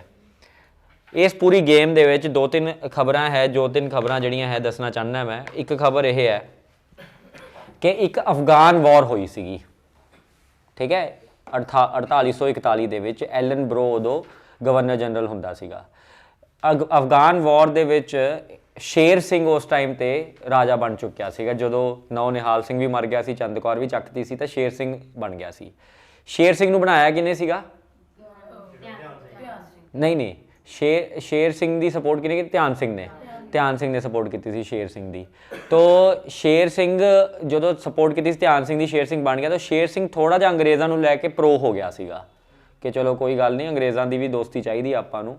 तो ये जंग जिहड़ी अफगानिस्तान च लड़ी गई सी, पहली एंगलो अफगान वॉर, जिहदे विच जिहड़े ईस्ट इंडिया कंपनी सीगी उन्हां नूं चाहीदा सीगा कि पंजाब दा जिहड़ा एरिया ना इत्थों सानूं पैसेज दित्ती जावे, क्योंकि साडीआं फौजां इत्थों जाणगीआं ते असीं अटैक करांगे ते वापस असीं इत्थों आवांगे। हुण पैसेज, राइट टू पैसेज मंगिया सीगा शेर सिंह तो, क्योंकि ऑबवियस जी गल है, डिफरेंट कंट्रीज़ है यार। अज तुसीं US कहंदा कि असीं चाइना ते अटैक करना है, पर इंडिया चों होके जावांगे, तो मोदी नूं पुछना ही पऊगा ना, बिना मोदी तो पुछे किवें हो जाऊगा। तो सिमिलर जी गल हैगी है कि शेर सिंह नूं यह पूछा गया सीगा कि तू दस के करना है कि नहीं करना। शेर सिंह ने पहला व्यू यह रखा कि मैं नहीं करूँगा, फिर उन्हें व्यू आदा चेंज करके उन्हें कहा कि नहीं जी कोई गल नहीं, दोस्ती है साडे, तो कर लेंदे हैं। तो सारी जिहड़ी फौज सीगी ना वो कित्थों गई? अफगान वॉर। अफगानिस्तान दे विच लड़े, लड़के हार के आ गए अफगानिस्तानियां तो, ठीक है। तो वापस जो आ रहे सी ना, तो प्रॉब्लम यह की हुई, उत्थों तो हार गए, लेकिन जो वापस इत्थों आए ना तो सारी दी सारी रेकी कर गए सीगे। ये रेकी इन द सेंस कि यह पूरा कोर्ट की रेकी कर गए कि कोर्ट च किन्ने क लोग हैगे है, की कहानी बनती पई इन्हां दे, कोर्ट च लड़ाइयां झगड़े किन्ने होई पे है। फिर ये रेकी कर गए कि बई इन्हां कोले किन्नी फौज है, किन्ने बंदे है, की कहानी है इन्हां कोले।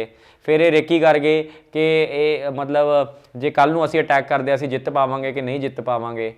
एंड फिर फाइनली ये पूरे एरियाज़ दे मैप बना गए सीगे कि आह एरिया इत्थों दी ऐ, इधरों एंटर कर सकते, ऐं कर करके वापस चले गए।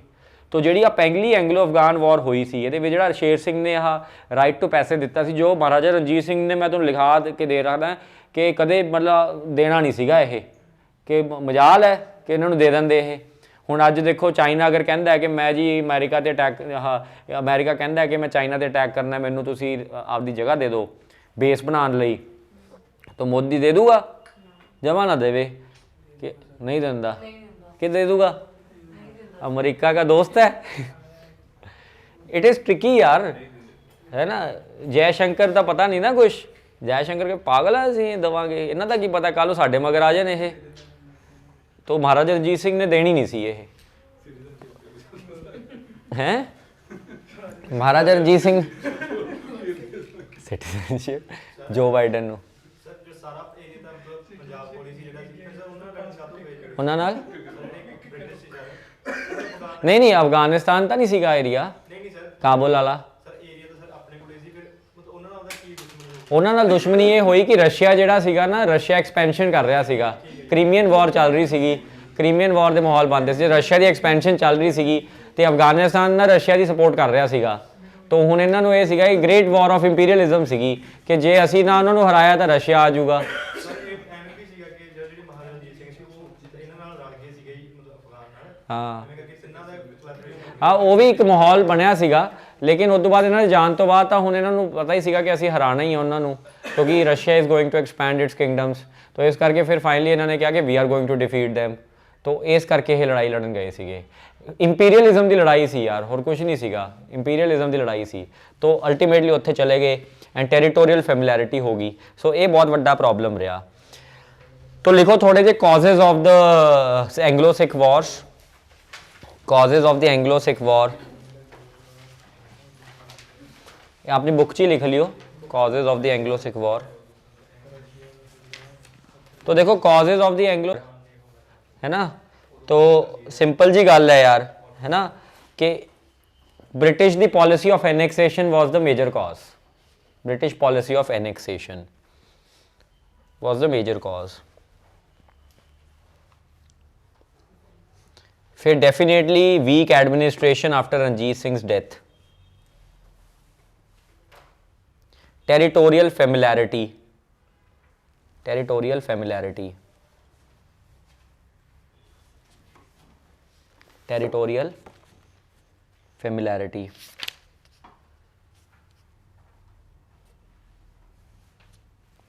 फिर उस तो बाद रिस्पॉन्सिबिलिटी ऑफ रानी जिंदा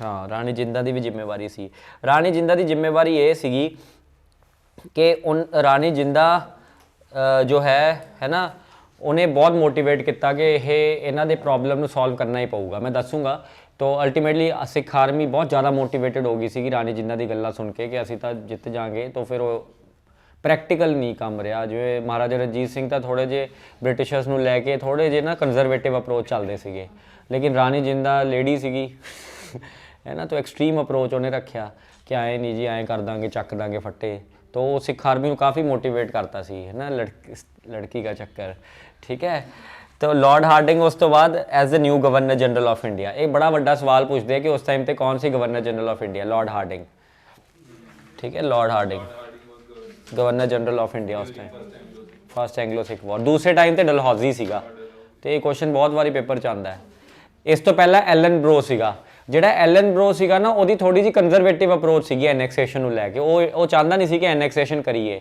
ਲੇਕਿਨ ਹਾਰਡਿੰਗ ਜਿਹੜਾ ਹੈਗਾ ਉਹ ਪੂਰਾ ਇੰਪੀਰੀਅਲਿਸਟ ਸੀਗਾ ਜਿਵੇਂ ਕਰਜ਼ਨ ਸੀਗਾ ਤਾਂ ਉਹਨੂੰ ਸੀਗਾ ਕਿ ਮੈਂ ਐਨੈਕਸੇਸ਼ਨ ਕਰਨੀ ਹੈ ਕਿਸੇ ਤਰੀਕੇ ਨਾਲ ਫਿਰ instigation of the Sikh army by Lal Singh and Tej Singh Lal Singh and Tej Singh ਇਨਸਟੀਗੇਸ਼ਨ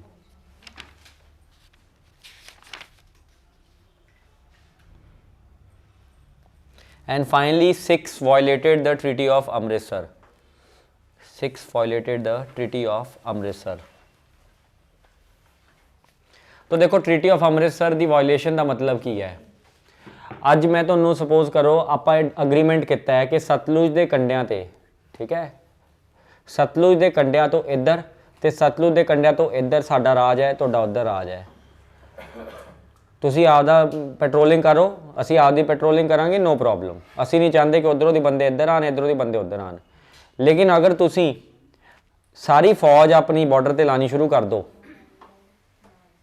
है ना सारी फौज अपनी बॉर्डर ते लानी शुरू कर दो तो it is a big thing आज सपोज करो कि लाइन ऑफ एक्चुअल कंट्रोल है LAC है वो तो चाइना सारी फौज लानी शुरू कर दे आज लाइन ऑफ कंट्रोल है पाकिस्तान सारी फौज उत्थे लानी शुरू कर दे तो फिर तो तुम्हें नहीं लगता कि दिस इज़ अ प्रॉब्लम इस पॉलिसी को आज के दौर में बोलते हैं द पॉलिसी ऑफ ब्रिंकमैनशिप लिख लो ब्रिंकमैनशिप एक कई बार ना वर्ल्ड वॉर की हिस्टरी दे विच भी आ जाता है ब्रिंकमैनशिप ब्रिंकमैनशिप का मतलब होंदा है you don't go to war you bring the other person on the brink of the war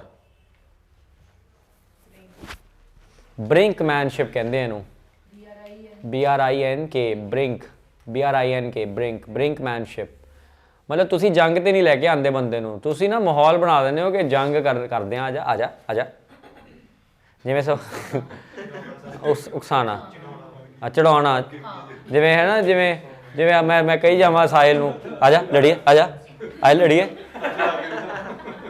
है ना। एंड साहिल कहे नहीं नहीं यार मैं नहीं लड़ना, मैं नहीं लड़ना। आए किवें लड़दा तू, डर गया है ना। आ देख असला देख मेरा, आ देख आ पिस्तौल लियांदी कल नवीं कढ़ा के, है ना। गन कल्चर AK-47 परसों मंगाई है ना। इदा मैं करी जावां तो ऑब्वियस ही गल है तेनों भी खिच चढ़ूगी, तू भी कदा चपटा मार दे तो फिर हो गया माहौल। तो इसनूं कहंदे आ पॉलिसी ऑफ ब्रिंकमैनशिप। तो अंग्रेज़ां ने ना ये पॉलिसी फॉलो की।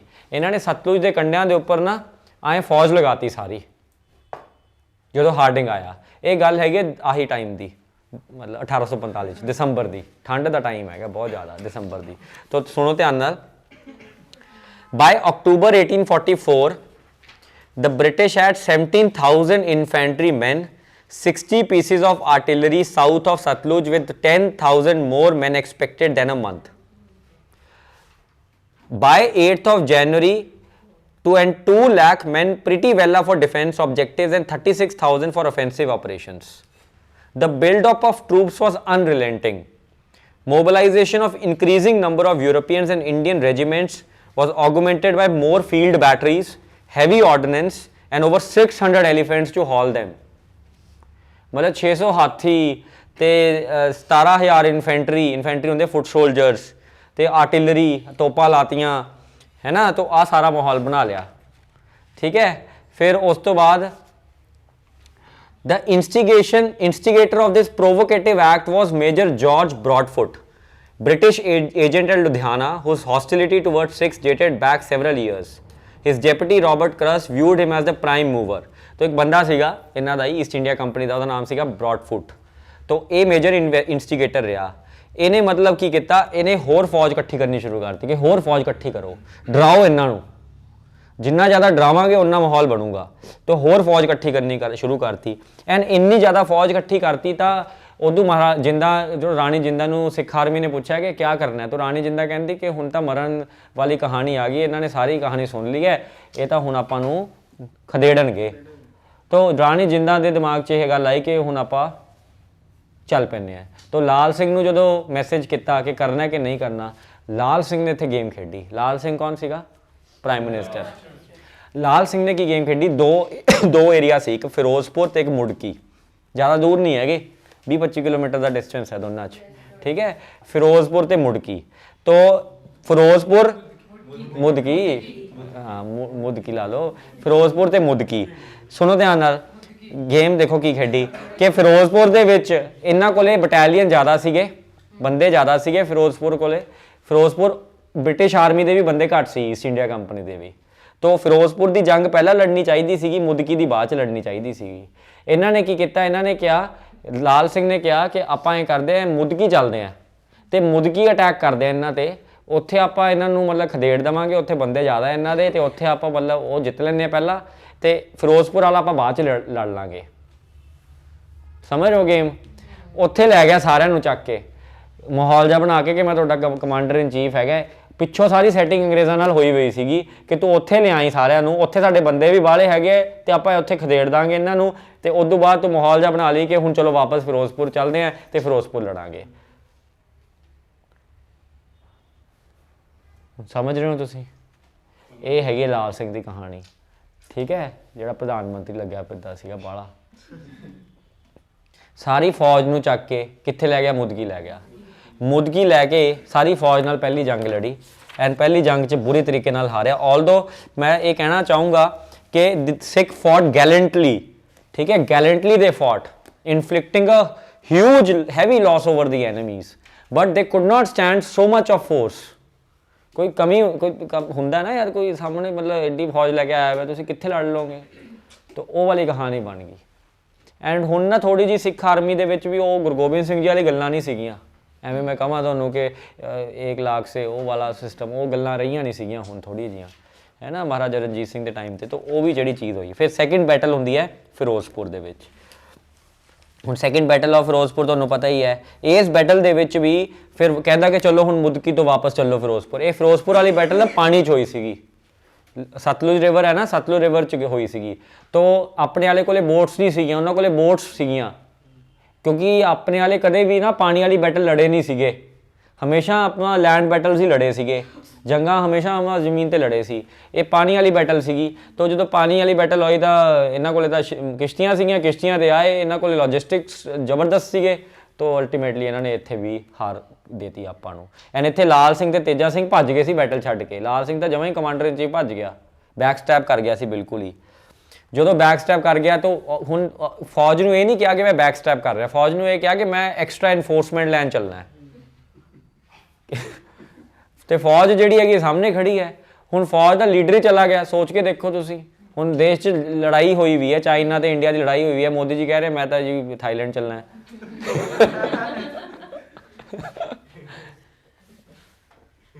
है ना, तो भगती करन चलना है, मैं गुरुद्वारे चलना उत्थे। तो अल्टीमेटली तुसी देखो कि इत्थे जिहड़ी आर्मी वो की करूगी, पिछों व्हाट्सएप ही करूगी, मोदी जी की करना है, किनू मारिए आके दसूंगा मित्रों। मैं थोड़ा जिहा भगती च लीन है मित्रों। ये होया। तो लाल सिंह भज गया, तेज सिंह नूं भी नाल लै गया। तो सारे दोनों लाल ते वो जिहड़ा मूवी देखी तुसीं अंदाज़ अपना तेजा है ना, उहदे च हुंदा हुंदा एक मेरा नाम है तेजा है ना। तो की नाम है, शक्ति कपूर हुंदा उहदे च तेजा। बस उहे जिहा ला लो कोई करैक्टर सीगा, नाल ही भज्जा रहा लाल सिंह दे। देखिया नहीं तुसीं तेजा, अंदाज़ अपना अपना देखी किसी ने? यार इन्नी वधिया मूवी नहीं देखी तुसीं। तेजा उहदे च कहदा हुंदा आया हूँ कुछ तो लेके जाऊँगा, मेरा नाम है तेजा। छड्डो यार ਹੁਣ ਬਾਲੀਆਂ ਫਿਲਮਾਂ ਇੱਧਰ ਦੇਖੋ, ਮੇਰੇ ਵਾਂਗੂ ਨਾ ਵਿਗੜ ਜਿਓ, ਬਾਲੀਆਂ ਫਿਲਮਾਂ ਦੇਖਣ ਲੱਗ ਗਏ ਮੈਂ। ਫਸਟ ਐਂਗਲੋ ਸਿੱਖ ਵਾਰ ਦੀ ਗੱਲ ਚੱਲਦੀ ਪਈ ਹੈ। ਤਾਂ ਫਸਟ ਐਂਗਲੋ ਸਿੱਖ ਵਾਰ ਦੇ ਵਿੱਚ ਹੁਣ ਉਹ ਪਹਿਲੀ ਬੈਟਲ ਵੀ ਹਾਰ ਗਏ, ਮੁਦਕੀ ਦੀ ਵੀ, ਦੂਜੀ ਵੀ ਹਾਰ ਗਏ ਫਿਰੋਜ਼ਪੁਰ ਦੀ। ਹੁਣ ਤੀਜੀ ਬੈਟਲ ਆਉਂਦੀ ਹੈ। ਤੀਜੀ ਬੈਟਲ ਦੇ ਵਿੱਚ ਲਾਲ ਸਿੰਘ ਤੇਜਾ ਸਿੰਘ ਹੈ ਹੀ ਨਹੀਂ ਗੇ ਫਰੰਟ ਤੇ। ਤੀਜੀ battle is led by Ranjodh Singh Majithia Sahib. Majithia ਜਿੱਥੇ ਆ ਜਾਣ ਤੇ ਗੱਲ ਬਦਲ ਜਾਂਦੀ ਹੈ ਸਾਰੀ। ਇਹ ਅੱਜ ਕੱਲ੍ਹ ਦੇ ਮਜੀਠੀਆ ਨਹੀਂ ਹੈਗੇ, ਇਹ ਪੁਰਾਣੇ ਮਜੀਠੀਆ। ਇਹ ਰਣਜੋਤ ਸਿੰਘ ਮਜੀਠੀਆ ਹੈ, ਉਹਨਾਂ ਦੀ ਫੈਮਿਲੀ ਲਾਈਨ ਹੀ ਹੈ। ਰਣਜੋਤ ਸਿੰਘ ਮਜੀਠੀਆ ਜਿਹੜੇ ਸੀ ਨਾ, ਇਹ ਬੜੇ ਜ਼ਬਰਦਸਤ ਸੀ। ਕਿਹੇ ਤੇ ਸ਼ੇਰ ਸਿੰਘ ਅਟਾਰੀ ਵਾਲਾ, ਇਹ ਵੀ ਬੜੇ ਜ਼ਬਰਦਸਤ ਸੀ। ਇਹ ਮਤਲਬ ਬੇਸਿਕਲੀ ਕੀ ਸੀ ਨਾ, ਸਿੱਖ ਆਰਮੀ ਦੀਆਂ ਅਲੱਗ-ਅਲੱਗ ਕਮਾਂਡਮੈਂਟ ਸੀਗੀਆਂ। ਜਿਵੇਂ ਆਪਾਂ ਕਹਿ ਲੈਂਦੇ ਨਾਰਥ ਵੈਸਟ ਕਮਾਂਡ ਹੋ ਗਿਆ, ਈਸਟ ਕਮਾਂਡ ਹੋ ਗਿਆ, ਇੱਦਾਂ ਕਰਕੇ ਨਾ ਅਲੱਗ-ਅਲੱਗ ਕਮਾਂਡ ਸੀਗੀ। ਟੋਟਲ ਕਮਾਂਡ ਕਿਹਦੇ ਅੰਡਰ ਹੈ? ਤੇਜ ਸਿੰਘ ਦੇ ਅੰਡਰ ਹੈ, ਲੇਕਿਨ ਐਂ ਕਰਕੇ ਅਲੱਗ-ਅਲੱਗ ਕਮਾਂਡ ਸੀਗੀਆਂ। ਹੁਣ ਇੱਕ ਕਮਾਂਡ ਸੀਗੀ ਅੰਡਰ ਦਾ ਰਣਜੋਤ ਸਿੰਘ ਮਜੀਠੀਆ ਦੇ ਅੰਡਰ। ਤੋਂ ਇਹ ਕਮਾਂਡ ਜਿਹੜੀ ਹੈਗੀ ਹੈ ਲਾਲ ਸਿੰਘ ਦੇ ਥੋੜੇ ਜਿਹੇ ਆਊਟ, ਉਹਨੂੰ ਸਮਝ ਆ ਗਈ ਸੀ ਮਜੀਠੀਆ ਸਾਹਿਬ ਨੂੰ ਕਿ Lal Singh is a traitor of the state. ਤੋਂ ਇਸ ਕਰਕੇ ਉਹਨੂੰ ਕੱਟ ਆਫ ਹੀ ਕਰਤਾ। ਉਹ WhatsApp ਕਰੀ ਜਾਂਦਾ ਕਿ ਐਂ ਨਹੀਂ ਕਰਨਾ, ਉਹ ਚੈੱਕ ਹੀ ਨਹੀਂ ਰਿਹਾ, ਬਲੂ ਲਿੰਕ ਬਲੂ ਟਿਕ ਹੋ ਹੀ ਨਹੀਂ ਰਿਹਾ, ਬਲੌਕ ਕਰਤਾ। ਉਹਦੀ DP ਵੀ ਚਲੀ ਗਈ ਉੱਥੋਂ, ਹੈ ਨਾ, ਉਹ ਦੇਖ ਹੀ ਨਹੀਂ ਰਿਹਾ, DP ਬਲੌਕ ਕਰ ਦਿਆ ਮੁझे। तो रणजोत सिंह मजीठिया ने सिंगल हैंडेडली लड़ाई लड़ी सी। एंड लड़ाई बड़ी फेमस है बद्दोवाल दी। एंड बद्दोवाल की लड़ाई च रणजोत सिंह मजीठिया जिते। 5 जंगा हुई पहलियां, 5 चों 4 ये जिते। ते कौन जिते? एक सिख जिते। एंड एक सिख कदों जिते? जदों लाल सिंह ते तेज सिंह इनवॉल्व नहीं सी उहदे विच, तां ही जिते ओह। जे किते इहदे विच भी ओह आ जांदे ना आदी लत्त लैके, ते भी हार जांदे फिर। सही गल है यार, सही कह रहे मैं। दूजी एक बैटल हुई अलीवाल की, ये नो डाउट रणजोत सिंह मजीठिया जिते। लेकिन अलीवाल की बैटल के उन्होंने बहुत ज़्यादा फोर्स लैके आ गए। रणजोत सिंह मजीठिया पिछली बैटल तो हले रिकवर नहीं होए सी कि उन्होंने इन्नी वड्डी फोर्स देखने को मिल गई। इस बैटल के भी मैसेजेस भेजे गए कि सानू इनफोर्समेंट भेजो, असीं जित जाएंगे, लेकिन वो उन्होंने रिप्लाई नहीं भेजा। ये भी हो गया जी काम।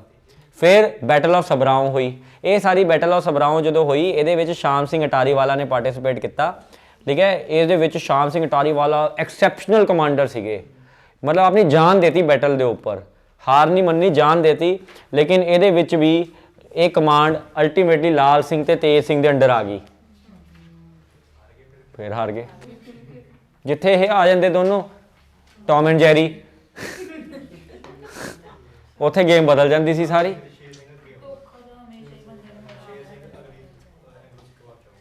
समझ रहे हो? तो एक धोखेबाज उत्थे बैठा है गुलाब सिंह, वो चुप करके बैठा है। वो कोले पूरा नॉर्थ वैसट कमांड है, जम्मू की पूरी फौज इकट्ठी कर सकता वो, लेकिन वो कुछ नहीं बोलता पाया। सगों उन्होंने तो ब्रिटिश ने यूज़ किया कि जे सानू लोड़ पई तो तू उधरों की अटैक कर दी, ਗੱਲ ਪਤਾ ਕੀ ਹੁੰਦੀ ਹੈ, ਗੱਲ ਹੁੰਦੀ ਹੈ ਤੁਹਾਨੂੰ ਲੱਗਦਾ ਕਿ ਜੰਗਾਂ ਜਿਹੜੀਆਂ ਹੈਗੀਆਂ ਉਹ ਜਿੱਤੀਆਂ ਕਿਵੇਂ ਜਾਂਦੀਆਂ? ਵਾਰ ਮਤਲਬ ਮਸਲ ਨਾਲ ਹੈ ਨਾ, ਵਾਰ ਨਾਲ, ਵੈਪਨਸ ਨਾਲ, ਮਤਲਬ ਨਹੀਂ, ਜੰਗਾਂ ਜਿੱਤੀਆਂ ਜਾਂਦੀਆਂ ਡਿਪਲੋਮੇਸੀ ਨਾਲ, ਦਿਮਾਗ ਨਾਲ। ਹਾਂ ਮਤਲਬ ਡਿਪਲੋਮੇਸੀ ਨਾਲ नहीं, ਧੋਖਾ नहीं ना, डिप्लोमेसी वर्ड यूज करो, डिप्लोमेसी नाल। लेकिन अंग्रेज डिप्लोमेसी खेल रहा, क्यों खेल रहा? अंग्रेज सैट है, अंग्रेज की कोई कोर्ट के इशू नहीं चल रहे, उन्होंने पूरा सिस्टम बनया हुआ उपर तो लैके नीचे तक। आह गवर्नर जनरल है जी, आह ईस्ट इंडिया कंपनी का गवर्नर है, बोर्ड ऑफ डायरैक्टर्स है, एक इंस्टीट्यूशन बनया हुआ, एक सिस्टम बनया हुआ है। तो इत्थे की है, खून के वैरी होए पे एक दूजे के, किसी को यह नहीं पता कि मेरा नंबर अगला था नहीं किते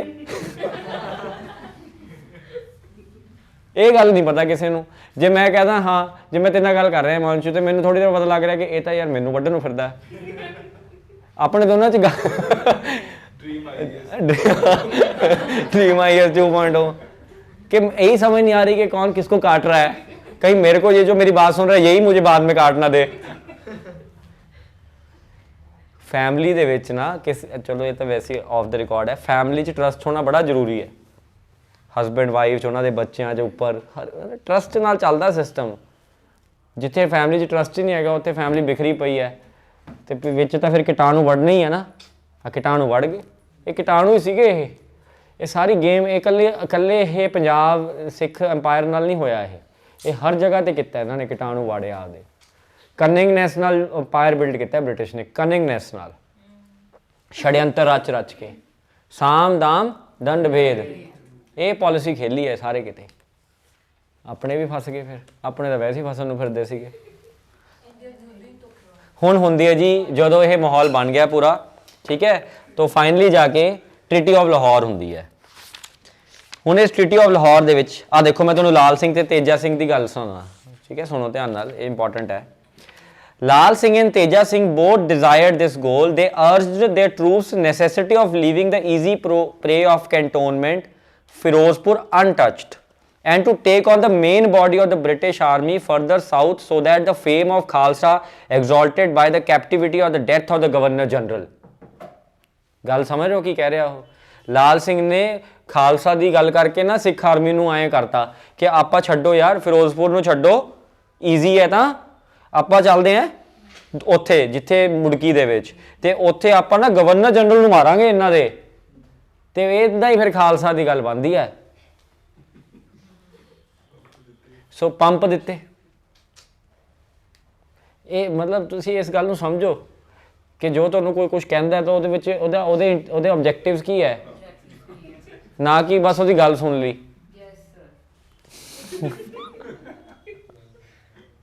मैनू ना तुसीं कैटेगरी पाओ, वो ऑब्जेक्टिव्स की है।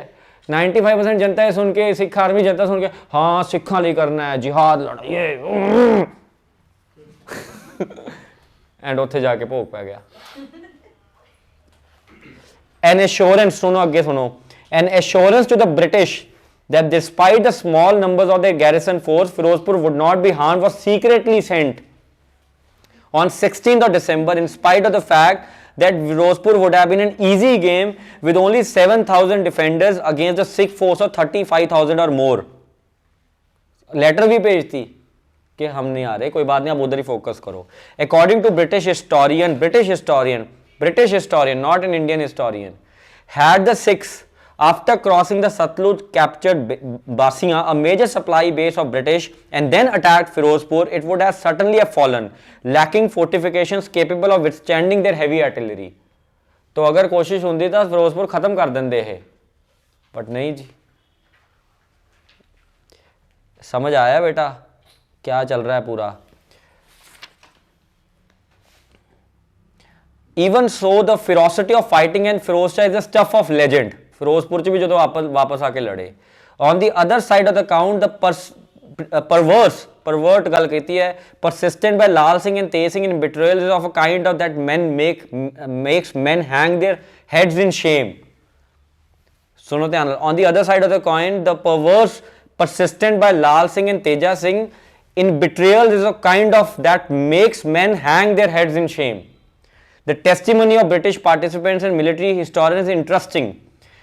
At Firozpur, ਫਿਰੋਜ਼ ਸ਼ਰ ਕਹਿ ਰਹੇ ਇਹ ਹੈ ਨਾ the confident English writes Cunningham political agent of the East India Company turned historian ਇਹਨੇ ਗੱਲ ਕਹੀ ਹੈ had at last got the field they wanted but the resistance met was wholly unexpected guns were dismounted ठीक है लाल सिंह ते तेज सिंह ने कहता कि आह guns ਨੂੰ ਬਾਹਰ ਕੱਢ ਦੋ dismounted their ammunition was blown into the air squadrons were checked in the mid carrier battalion after battalion was hurled back with shattered ranks obstinacy of the contest threw the Englishmen into अंग्रेज भी confused हो गया कि कुछ कर क्यों नहीं रहे men of all regiments and arms were mixed together मतलब बुरा हाल करता मतलब सारा हवा च फायरिंग कर दो इधर कर दो मतलब कुछ भी ऑर्डर दे जाता शर्म आ जाती है कहता जो बंदा उस बैटलफील्ड च बैठा होवे ना फिरोजपुर की तो उन्होंने यह नहीं समझ आ रही कि लाल सिंह ते तेजा सिंह दुनिया के सब तो बड़े दगेबाज है ठीक है अगे चलिए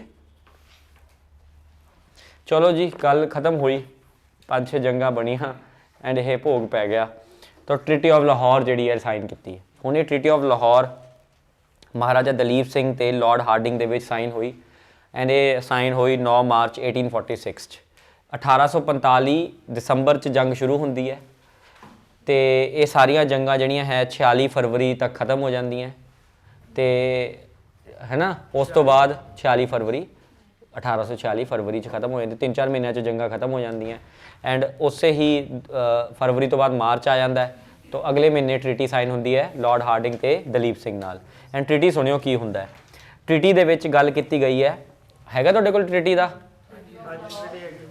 ट्रीटी दे विच गल कीती गई कि महाराजा जिहड़ा दलीप सिंह है वो जिन्नियां भी सतलुज दे साउथ दे विच टैरेटरी माड़ी मोटियां जिहड़ियां किले कुले इन्हां ने किते होए ऑक्यूपाई सारे छड्ड देणगे इनफैक्ट ब्यास ते सतलुज दे दुआब दे विच भी खाली करा लिया इन्हां तो यानी कि टैरेटरी लॉस हो गया बिस्त दुआब भी खाली करा लिया लाहौर दरबार नूं 1.5 करोड़ रुपया देना पऊगा जिहदे विचों 1 करोड़ लई इन्हां ने कश्मीर मंग लिया क्योंकि 1.5 करोड़ सीगा नहीं इन्हां कोले गरीबां कोले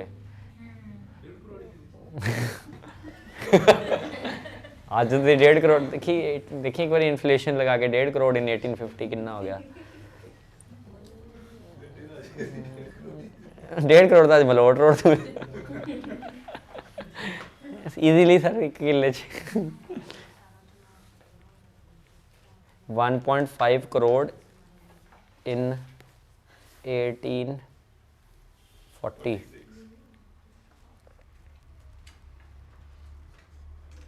ये होने यार ये तो पता नहीं का पर चेक कर लियो बहुत होगा अनगिनत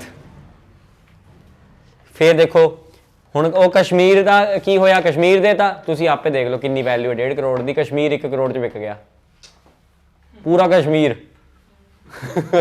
इत्थे 1 किले की जमीन की गल नहीं हो रही मलोट रोड पे पूरा कश्मीर 1 करोड़ च विक गया and maharaja's army was limited 1200 cavalry 25 battalion ये दे के फिर कहता कि हुण आ देखो कि हुण ब्रिटिश ट्रूप्स ना फ्री पैसे दिता जाऊगा लाहौर के सारे एरियाज चो कि असीं कल अफगान जाने सानूं पुछण की लोड़ नहीं होनी चाहिए कि की पूछना है ना असीं जावांगे ये करता फिर दलीप सिंह नूं कहता कि तुसीं महाराजा हो राणी जिंदा नूं रीजेंट कहता एंड फाइनली जिहड़ा लाल सिंह उन्होंने प्रधानमंत्री बनाता वो पहला भी प्रधानमंत्री सीगा वो तो बनना ही सीगा हुण लाल सिंह वैसे स्मार्ट बंदा सी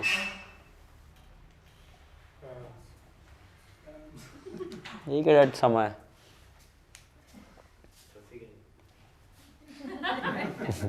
सत श्री अकाल rejected with due respect rejected late क्यों आया बैंक वाले ने पक्का फसा के रखा होना लोन वापस नहीं किया इन्हें बैंक वाले ने कुंडी ला ली होनी है हुण कहंदा बैंक ने फसाया नहीं गा तू बैंक नूं फसाया हुण बैंक वापस चाहता पैसे सब जानते किने फसाया बैंक नूं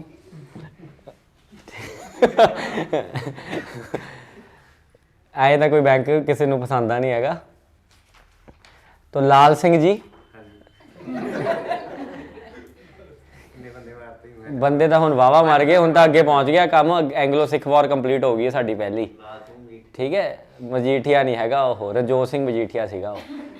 ਤੋ ਹੁਣ ਤੁਸੀਂ ਸਮਝ ਰਹੇ ਹੋ ਤਾਂ ਲਾਹੌਰ ਦਰਬਾਰ 'ਚ ਕੀ ਹੋ ਰਿਹਾ।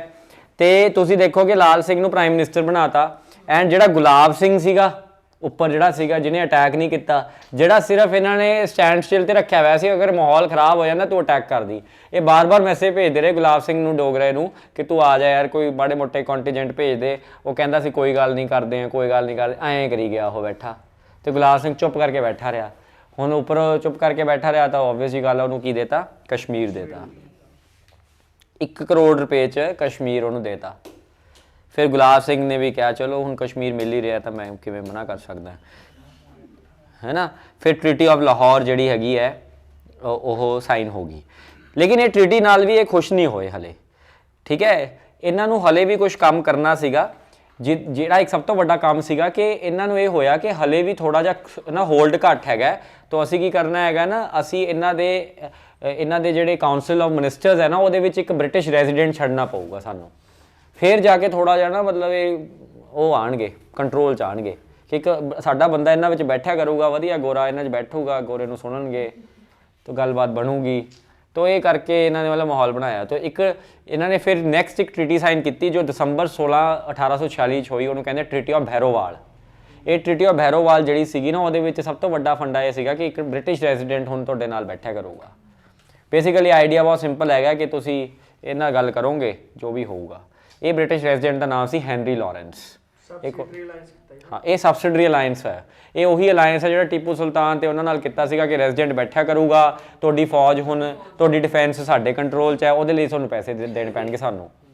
ਬੜਾ ਵਧੀਆ ਸਿਸਟਮ ਹੈ ਨਾ, ਕਿ ਮਤਲਬ ਤੁਹਾਨੂੰ ਕੰਟਰੋਲ ਵੀ ਅਸੀਂ ਕਰਾਂਗੇ ਤੇ ਤੁਹਾਨੂੰ ਕੰਟਰੋਲ ਕਰਨ ਦੇ ਸਾਨੂੰ ਪੈਸੇ ਦਿਓ। ਆਪਾਂ ਨੂੰ ਲੱਗਦਾ ਕਿ ਬਾਨੀਏ ਹੀ ਥੋੜ੍ਹੇ ਜਿਹੇ ਇੰਟੈਲੀਜੈਂਟ ਸੋਚਦੇ ਆ, ਹੈ ਨਾ।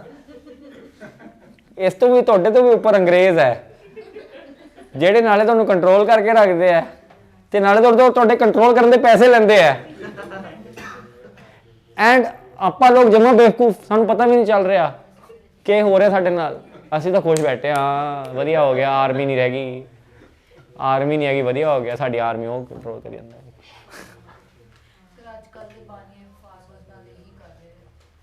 ਹਾਂ, ਪੈਮਸ ਕੁਛ ਤੁਸੀਂ ਪਤਾ ਹੈ ਨਹੀਂ ਅੰਦਰ ਹੀ ਆਪਦਾ ਲਾਇਸੈਂਸ। ਮੈਮਸ ਕੁਝ ਦੱਸਣਾ ਚਾਹੁੰਦਾ ਜੋ ਉਹ ਕਹਿ ਰਹੀ ਆੜਤੀਆ ਤੇ ਜਿਹੜਾ ਜੱਟ ਦਾ ਰਿਲੇਸ਼ਨ ਹੈ। ਆੜਤੀ ਬਹੁਤ ਬੇਈਮਾਨੀ ਕਰਦੇ, ਬਹੁਤ ਬੇਈਮਾਨੀ ਮੈਂ ਨਹੀਂ ਫੜਿਆ ਸੀ 8 ਤਰੀਕੇ ਨਾਲ ਬੇਈਮਾਨੀ ਕਰੀ ਸੀ। 8 ਤਰੀਕਾ ਜਿਹੜੇ ਮਨੀਮ ਸੀਗੇ ਜੀ ਉਹ ਆੜਤੀ ਬਣ ਗਏ, ਇੰਨਾ ਲੁੱਟਿਆ। ਹਾਂ ਸਹੀ ਗੱਲ। ਦੇਖੋ ਇੱਕ ਚੀਜ਼ ਸਮਝੋ, ਜਿਹੜਾ ਪ੍ਰੋਡਿਊਸਰ ਹੈ ਤੇ ਟ੍ਰੇਡਰ ਹੈ ਨਾ, ਆਪਾਂ ਉਹਨੂੰ ਕਾਸਟ ਸਿਸਟਮ 'ਚ ਨਹੀਂ ਡਿਵਾਈਡ ਕਰਦੇ। ਕਾਸਟ ਜਿੱਥੇ ਮਰਜ਼ੀ ਜੋ ਮਰਜ਼ੀ ਹੋਵੇ, ਜਿਹੜਾ ਪ੍ਰੋਡਿਊਸਰ ਹੈ ਦੁਨੀਆ 'ਚ ਹੀ ਤੇ ਜਿਹੜਾ ਟ੍ਰੇਡਰ ਹੈ ਦੁਨੀਆ 'ਚ ਹੀ, ਟ੍ਰੇਡਰ ਇਜ਼ ਆਲਵੇਜ਼ ਰਿਚ, ਠੀਕ ਹੈ। Trader is always rich than the producer. Trader is always rich ਕਿਉਂਕਿ ਟ੍ਰੇਡਰ ਜਿਹੜਾ ਹੈ ਨਾ ਦੋ ਜਗ੍ਹਾ ਤੇ ਪ੍ਰਾਈਸ ਪੁਆਇੰਟ ਨੂੰ ਮੈਨੀਪੂਲੇਟ ਕਰਦਾ ਹੈ, ਇੱਕ ਸੈਲਿੰਗ ਪੁਆਇੰਟ ਤੇ ਇੱਕ ਵੇਚਣ ਪੁਆਇੰਟ ਤੇ। ਜਿਹੜਾ ਪ੍ਰੋਡਿਊਸਰ ਹੈ ਉਹ ਸਿਰਫ ਇੱਕ ਪੁਆਇੰਟ ਤੇ ਪ੍ਰਾਈਸ ਪੁਆਇੰਟ ਮੈਨੀਪੂਲੇਟ ਕਰ ਸਕਦਾ, ਸੈਲਿੰਗ ਪੁਆਇੰਟ ਤੇ। ਲੇਕਿਨ ਉਹ ਵੀ ਉਹ ਅੱਗੇ ਟ੍ਰੇਡਰ ਹੀ ਦੱਸੂਗਾ ਕਿ ਇੰਨੇ ਤਾਂ ਵਿਕਣੀ ਨਹੀਂਗੀ। ਤੂੰ ਦੇਖਾ ਜਿਹੜੇ ਅਗਰ ਮੈਂ ਤੈਨੂੰ ਦੱਸਾਂ ਨਸ਼ੇ ਦੇ ਵਪਾਰੀ ਹੈ ਜਿਹੜੇ ਦੁਨੀਆ 'ਚ, ਹੁਣ ਅਫਗਾਨਿਸਤਾਨ 'ਚ ਨਸ਼ਾ ਵਿਕਦਾ ਬੰਦ ਹੈ। ਅਫਗਾਨਿਸਤਾਨ 'ਚ ਜਿਹੜਾ ਉਹ ਏਰੀਆ ਉੱਥੇ ਚਿੱਟਾ ਬੰਦਾ ਸਾਰਾ ਜਿਹੜਾ ਵੀ ਉਹ ਬਣਾਉਂਦੇ ਓਪੀਅਮ। ਤੋ ਅਗਰ ਤੂੰ ਜਾਵੇਂ ਨਾ 2004 'ਚ ਜਿਹੜੇ ਅਫਗਾਨਿਸਤਾਨ ਉਹ ਓਪੀਅਮ ਗਰੋ ਕਰਦੇ ਆ, ਤੇ ਅੱਜ ਜੇ ਚਲਾ ਜਾਵੇਂ ਉੱਥੇ, ਉਹ ਬੰਦਾ ਜਿਹੜਾ ਫਾਰਮਰ ਉੱਥੇ ਓਪੀਅਮ ਅੱਜ ਤੋਂ 15 ਸਾਲ ਪਹਿਲਾਂ ਗਰੋ ਕਰ ਰਿਹਾ ਸੀ, ਅੱਜ ਗਰੋ ਕਰ ਰਿਹਾ। ਦੋਨਾਂ ਦੇ ਮਤਲਬ ਉਵੇਂ ਹੀ ਆ, ਗਰੀਬੀ ਆ। ਉਹ ਪ੍ਰੋਡਿਊਸਰ ਗਰੀਬ, ਮਤਲਬ ਓਪੀਐਮ ਵਾਲਾ ਵੀ ਗਰੀਬ ਫਿਰਦਾ ਉੱਥੇ। ਤੇ ਜਿਹੜੇ ਆ ਪੂਰੀ ਅੰਦਰ ਸਪਲਾਈ ਚੇਨ ਬਣੀ ਹੋਈ ਹੈ, ਕਿਆ ਹੀ ਬਾਤ ਹੈ। ਹਾਂ, ਮਜੀਠੀਆ ਸਾਹਿਬ ਕਾਰਾ ਦੇਖੀ ਨਾ,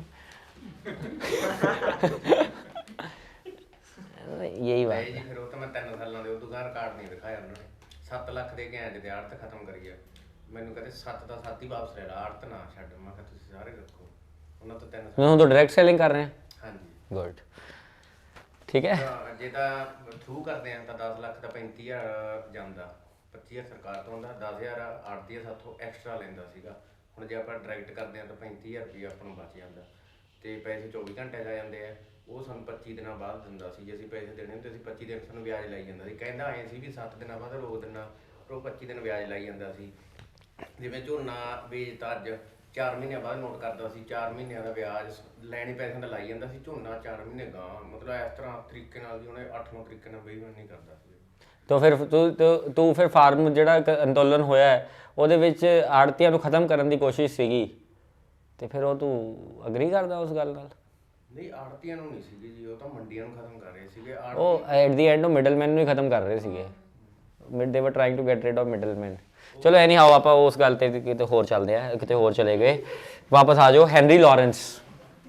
ਠੀਕ ਹੈ, ਹੈਨਰੀ ਲਾਰੈਂਸ ਸਮਝ ਆ ਗਿਆ ਬੇਟਾ? तो ਇਹ ਚੀਜ਼ ਆ ਗਈ।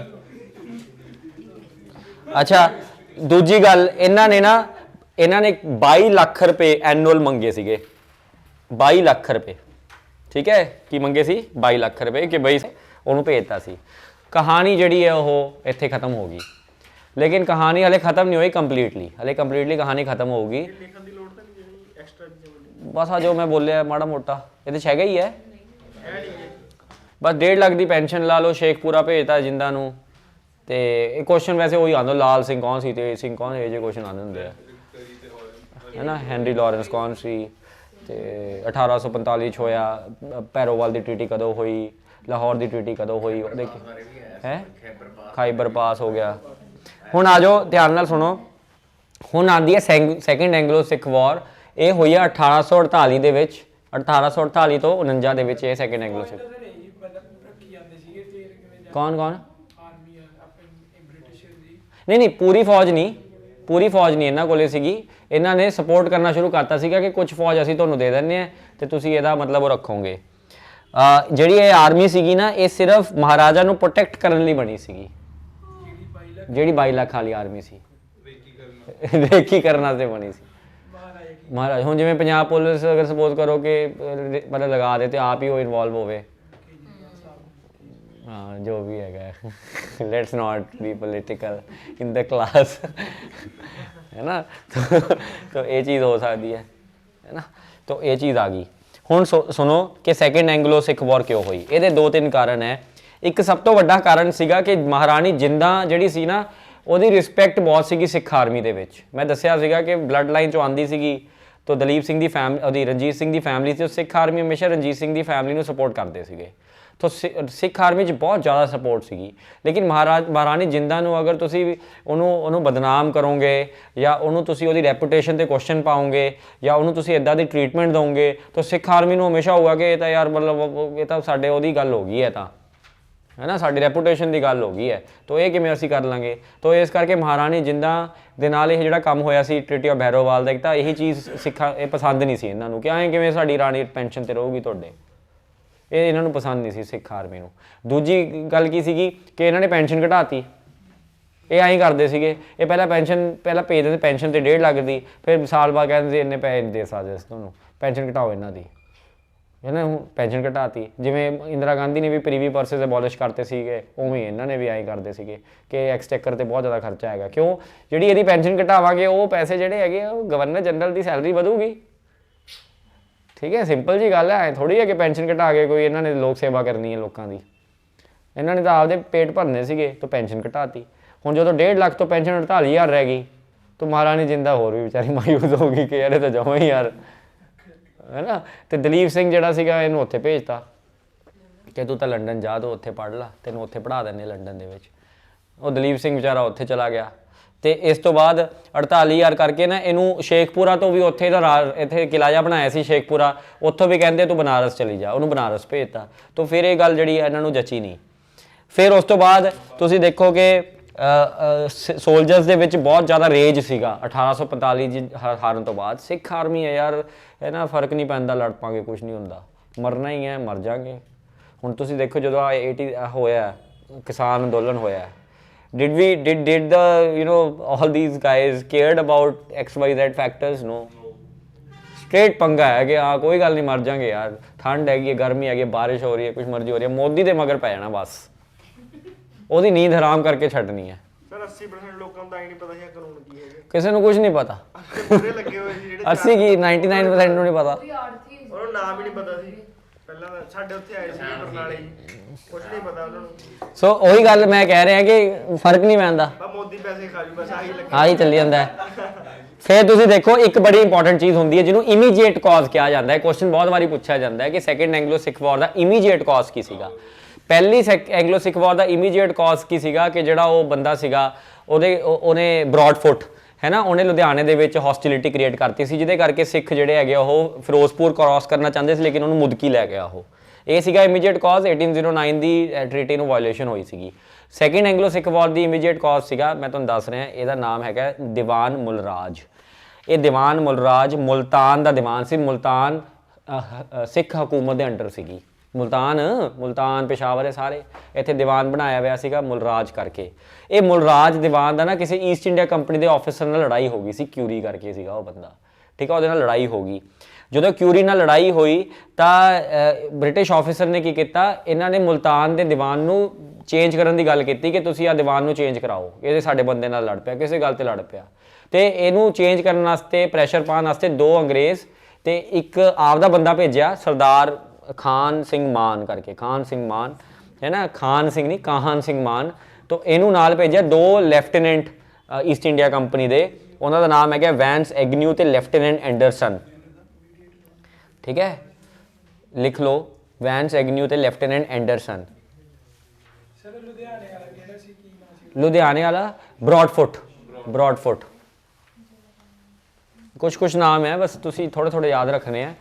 ਵੈਂਸ ਐਗਨਿਊ ਤੇ ਤੋਂ ਦੀਵਾਨ ਮੁਲਰਾਜ ਜਿਹੜਾ ਸੀਗਾ, ਇਹਦੀ ਕਿਹਦੇ ਨਾਲ ਲੜਾਈ ਹੋ ਗਈ, ਈਸਟ ਇੰਡੀਆ ਕੰਪਨੀ ਦੇ ਆਫਿਸਰ ਨਾਲ। ਉਹ ਇੰਪੋਰਟੈਂਟ ਨਹੀਂ ਹੈ। ਇੰਪੋਰਟੈਂਟ ਕੀ ਹੈ ਕਿ ਉਸ ਤੋਂ ਬਾਅਦ ਈਸਟ ਇੰਡੀਆ ਕੰਪਨੀ ਚਾਹੁੰਦਾ ਸੀਗਾ ਕਿ ਦੀਵਾਨ ਮੁਲਤਾਨ ਦੇ ਨੂੰ ਰਿਪਲੇਸ ਕਰਕੇ ਆਪਦਾ ਦੀਵਾਨ ਲਾਇਆ ਜਾਵੇ। ਉਹਦੇ ਲਈ ਇਹਨਾਂ ਨੇ ਸਰਦਾਰ ਕਾਹਨ ਸਿੰਘ ਮਾਨ ਨਾਲ 2 ਈਸਟ ਇੰਡੀਆ ਕੰਪਨੀ ਦੇ ਆਫਿਸਰਸ ਨੂੰ ਭੇਜਿਆ ਕਿ ਤੂੰ ਜਾ ਕੇ ਡੀਲ ਕਰਕੇ ਆਓ ਐਂਡ ਉਸ ਬੰਦੇ ਨੂੰ ਹਟਾਓ।